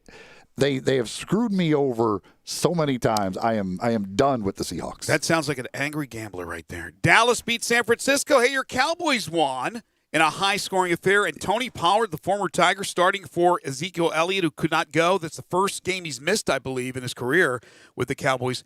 12 carries, 69 yards, 2 touchdowns for Pollard, including a 40-yard touchdown run, which sealed the deal. He also caught 6 passes for 63 yards. I don't know if this means anything in the long run, but there have been people clamoring for Tony Pollard to get more touches. Yeah, and I've said along, I don't understand why they don't use Pollard and Zeke together more and use Pollard in the receiving game more. That the second touchdown run he had was amazing. That was a hell of a run that he had. And the Cowboys just continue to stupidly ruin their draft position. Baltimore beat Jacksonville 40-14. I guess the story in that game was Dez Bryant caught a touchdown pass. It had been a few years for Dez, and then did the old X, and good for him back in the league catching a touchdown pass. You talked about putting yourself into a worse position for the draft. Obviously, we talked about it earlier in the show, the New York Jets. The New York football Jets beating the Rams. And the first pick now belongs to the Jacksonville Jaguars. So what happens now? Darnold looked great in that game. Do you think that if it ends up where the Jags get the first pick and the Jets get the second, obviously Trevor Lawrence is going to Jacksonville. I don't think they believe Gardner Minshew's the answer. Well, no, the Jacksonville's taking a quarterback regardless of where they pick. But do the Jets now deal the two or go somewhere else, go in a different direction, or do they take a Justin Fields, or do they now believe, or have they always believed that Sam Darnold is their guy? I would think if the Jets are not picking number 1, they either trade or take a different position. And keep Darnold for their Darnold future. as their quarterback. Yeah, I would agree with that. But that's like that. I still can't. That game is just so mind-boggling. It doesn't make sense. The Rams' defense with Aaron Donald, like they have looked amazing here recently. Yeah. And they couldn't stop. Like the Jets were just driving the ball right down the field against them. Like the Jets are. That is, you cannot possibly explain that game in a million years. Chalk it up to just sports. We see the craziness of sports from time to time. We're chalking it up to 2020. Chicago beat Minnesota 33-27. I think the big thing out of that game was David Montgomery, for those who own him in their fantasy leagues, on their fantasy team, may have made a difference for them. 32 totes, 146 yards, and 2 touchdowns. We talked earlier about the Chiefs' narrow win over the Saints. Arizona's win over Philadelphia. Kyler Murray's looked good 2 straight weeks for the Eagles. And then Cleveland won on Sunday Night Football 20-6 over the Giants. The Baker, 27-32, 297, and 2 touchdowns. The Browns are 10-4. And Freddie Kitchens, old Freddie, still can't get a touchdown. He can't. Different team, calling plays, cannot figure out a way to score a touchdown. Tonight it's Pittsburgh and Cincinnati. We'll have that game for you right here on Sports 56. And if you have not yet downloaded the FanDuel app, I don't know what you're waiting for. You can get some plays going, and especially get a play on tonight's Steelers-Bengals game. NFL's in its final leg of the season. College basketball is back, and the NBA ready to tip off. Add a little excitement to your sports watching experience by betting on all the action on FanDuel Sportsbook. There's a reason why FanDuel is America's #1 sportsbook. Their app is simple to use. They've got great odds on all different betting markets, unique fun bet types like same-game parlays, and exclusive always-on promotions such as enhanced odds boosts on the biggest events and bet insurance to let you get more action out of every game day. I hit yesterday, I mentioned this earlier with Cleveland. I had Hooper and Chubb to score touchdowns and the Browns to win. And it paid off very nicely. Don't even have to bet that much, and I don't. I just throw a few dollars here, a few dollars there, and you can have a little fun with it as well. If you haven't done so already, download the app. FanDuel is letting you place your first bet risk-free up to $1,000. Just place a bet on any game, and FanDuel will refund you up to $1,000 if you don't win your first bet. No strings attached. You just place any bet you want up to $1,000. If you win, you keep the cash. If you lose, you'll get your entire bet up to $1,000 back in site credit, so you can bet again. If you've never tried FanDuel Sportsbook, what the heck are you waiting for? Download the FanDuel Sportsbook app to get started, and be sure to sign up with promo code GASMAN so they know I sent you. That's FanDuel Sportsbook, promo code GASMAN. Must be 21 or older. Present in Tennessee. Site credit is non-withdrawable and expires 14 days after receipt. Terms apply. See sportsbook.fanduel.com for details. For problem gambling support, call 1-800-889-9789. This is Middays on Real Sports Talk, Sports 56, 96.1 and 98.5 FM. We are Sports 56 WHBQ. Listen to us daily on AM 560, 98.5 FM, and 96.1 FM. Experience elevated luxury at Genesis of Wolf Chase. We invite you to test drive the new 2021 Genesis G70, where turbocharged power and track-worthy handling are packaged in a sleek profile with a dramatic stance. The G70 pushes the boundaries of luxury performance. Plus, every Genesis of Wolf Chase comes with Genesis Concierge Service, free pickup and delivery of your Genesis, and free oil changes and car washes. Shop online from the convenience of home now. Visit wolfchasegenesis.com. Do you owe more than $10,000 in back taxes? Good news. There's a new way out. It's called the Fresh Start Initiative. Call U.S. Tax Shield, A+ rated with the BBB. 800-391-5063 for your free consultation and let U.S. Tax Shield protect you from the IRS. This report is sponsored by The Cheesecake Factory. Now through Christmas Day, for every $25 gift card purchased at thecheesecakefactory.com, you'll receive 2 free slices of cheesecake redeemable in the new year. Visit thecheesecakefactory.com for more details. Attorney CPA Joe Cordell. You hear the phrase a lot this time of year, happy holidays. But holidays are not always happy, particularly for guys grappling with a divorce that they didn't choose. These men need more than the help of a good lawyer. They need the hope and encouragement of a good friend. Contact Cordell & Cordell to schedule an appointment with one of our firm's Memphis attorneys. Online at CordellCordell.com. Office in Memphis, 6000 Poplar Avenue, Suite 225, Memphis, Tennessee, 38119. Hey, I heard that you just got a new car? Yes, I sure did, and I could not believe how simple it was. Really? Tell me what happened. I bought my car at Cars Inc. They are family owned, and the choices of cars were the best I've ever seen. They even said they could price match with anyone and help me with whatever financing I needed. Wow, it does sound like they know what they are doing. Their family has been in the car business for over 30 years, and they're excited about being in Memphis. Where are they? 5095 Cummington Way, and their phone number is 901-623-7180.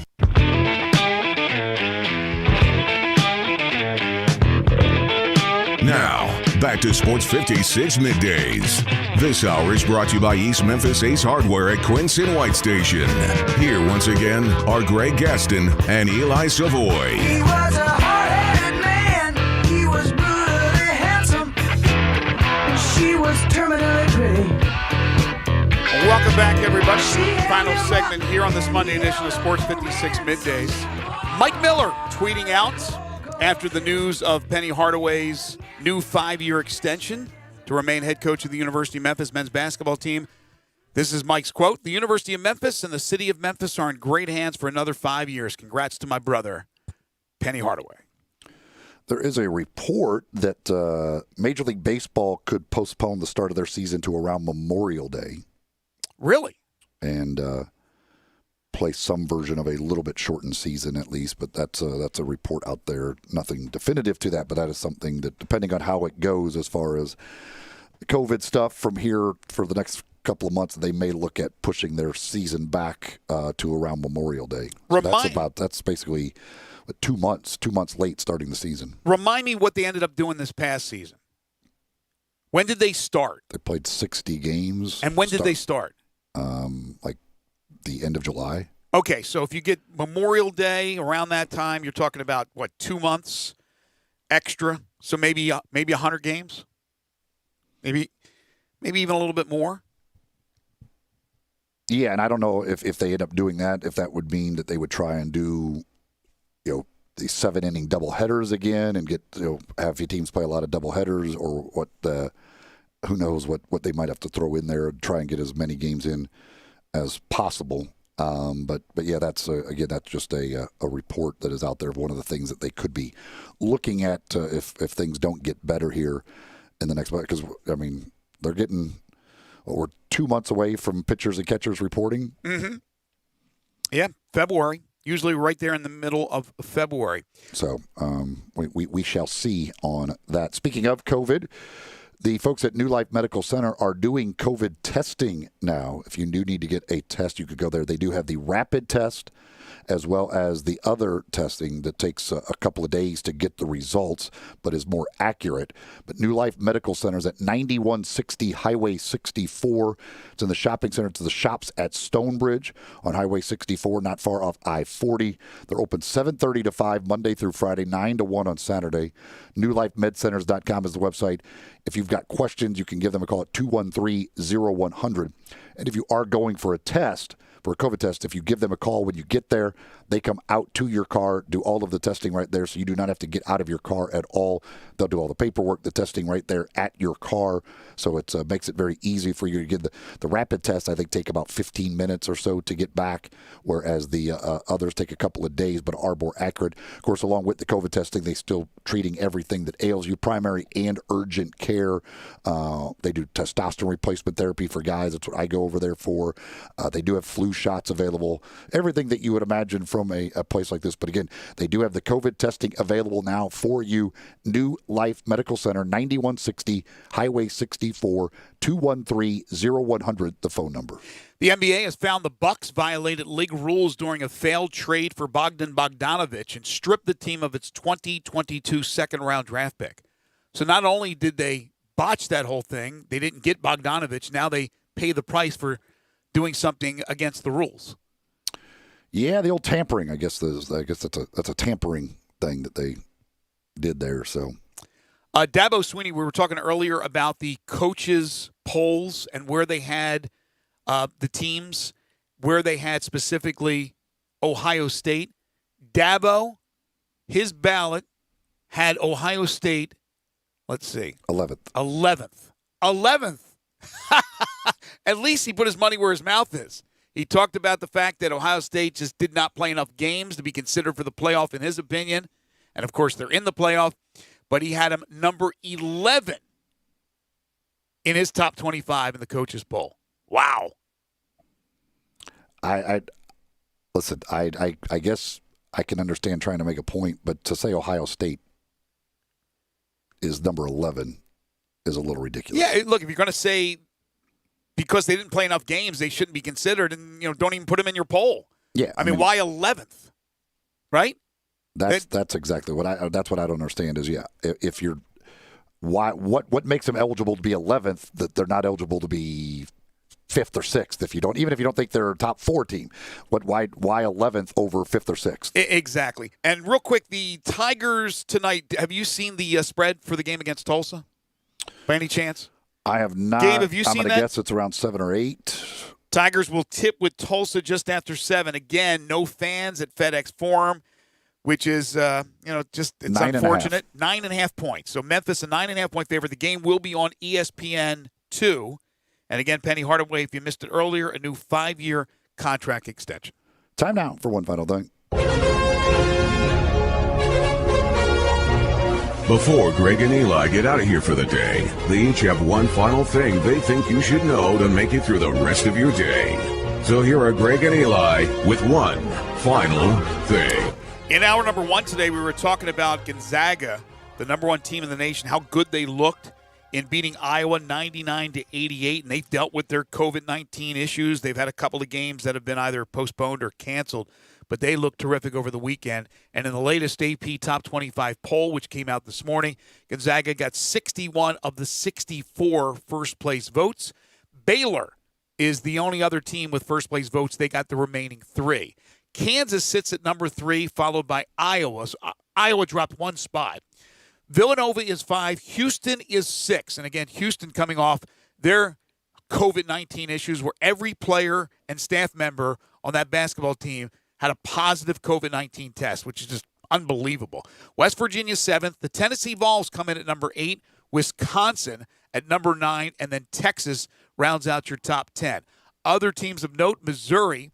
Conzo Martin's done a real nice job with that Missouri team. They're sitting at number 14. Duke at 20. Just seems weird to have Duke at number 20.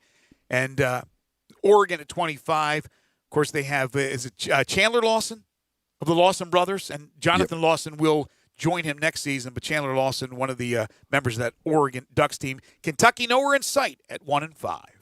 Yeah, speaking of Kentucky, John Calipari tweeted out today Cameron Fletcher, who did not play much on Saturday in the loss to North Carolina, was visibly upset over on the bench. John Calipari today tweets, "We have asked Cam Fletcher to take some time and step away from the team. He needs to reflect and do some soul searching to get his priorities in order. Any attitude or actions that are detrimental to this team will not be tolerated, and that goes for everyone on the team. We have a culture here that's been built over the last 11 years, and it will not change. Through good times and bad, this culture is meant to change individuals and change maturity levels. This hurts our team, but this is about Cam and his future. I talked to Cam and his mother, and they know I care about him and I love him, but they also understand that there are changes that need to be made. It's his job to decide whether he can perform within this culture both on and off the court." Yeah, I don't know the situation, but I agree with John Calipari. He has always been, even though he has these guys that hope to all play in the NBA, and that's the system he's created to try to help build them and direct them towards that. He is a team coach. He cares about wins. He doesn't care about what individual player stands out. He doesn't care about the numbers. So if you have a guy who's pouting because he's not playing, he's being detrimental to the team. It makes sense. Good on Calipari. Yeah, we'll see. We'll see what happens with old Cameron Fletcher, if he's going to be a part of Kentucky going forward or not. Big thanks to Barrett Salih for joining us on the program today. Tomorrow on the show, Connor O'Gara will join us, plus from the University of Memphis, Jeff Crane. We'll have our NFL Big 3 2.5 questions, Humdinger's trivia. And don't forget 5 favorite songs tomorrow with the word last. The word last or lasting needs to be in the title of your song. Sports 56 Happy Hour with Johnny Radio is coming up next. For Eli Savoy and Gabe Kuhn, I'm Greg Gaston. Enjoy the rest of your Monday, everybody. It's all going to pot, whether we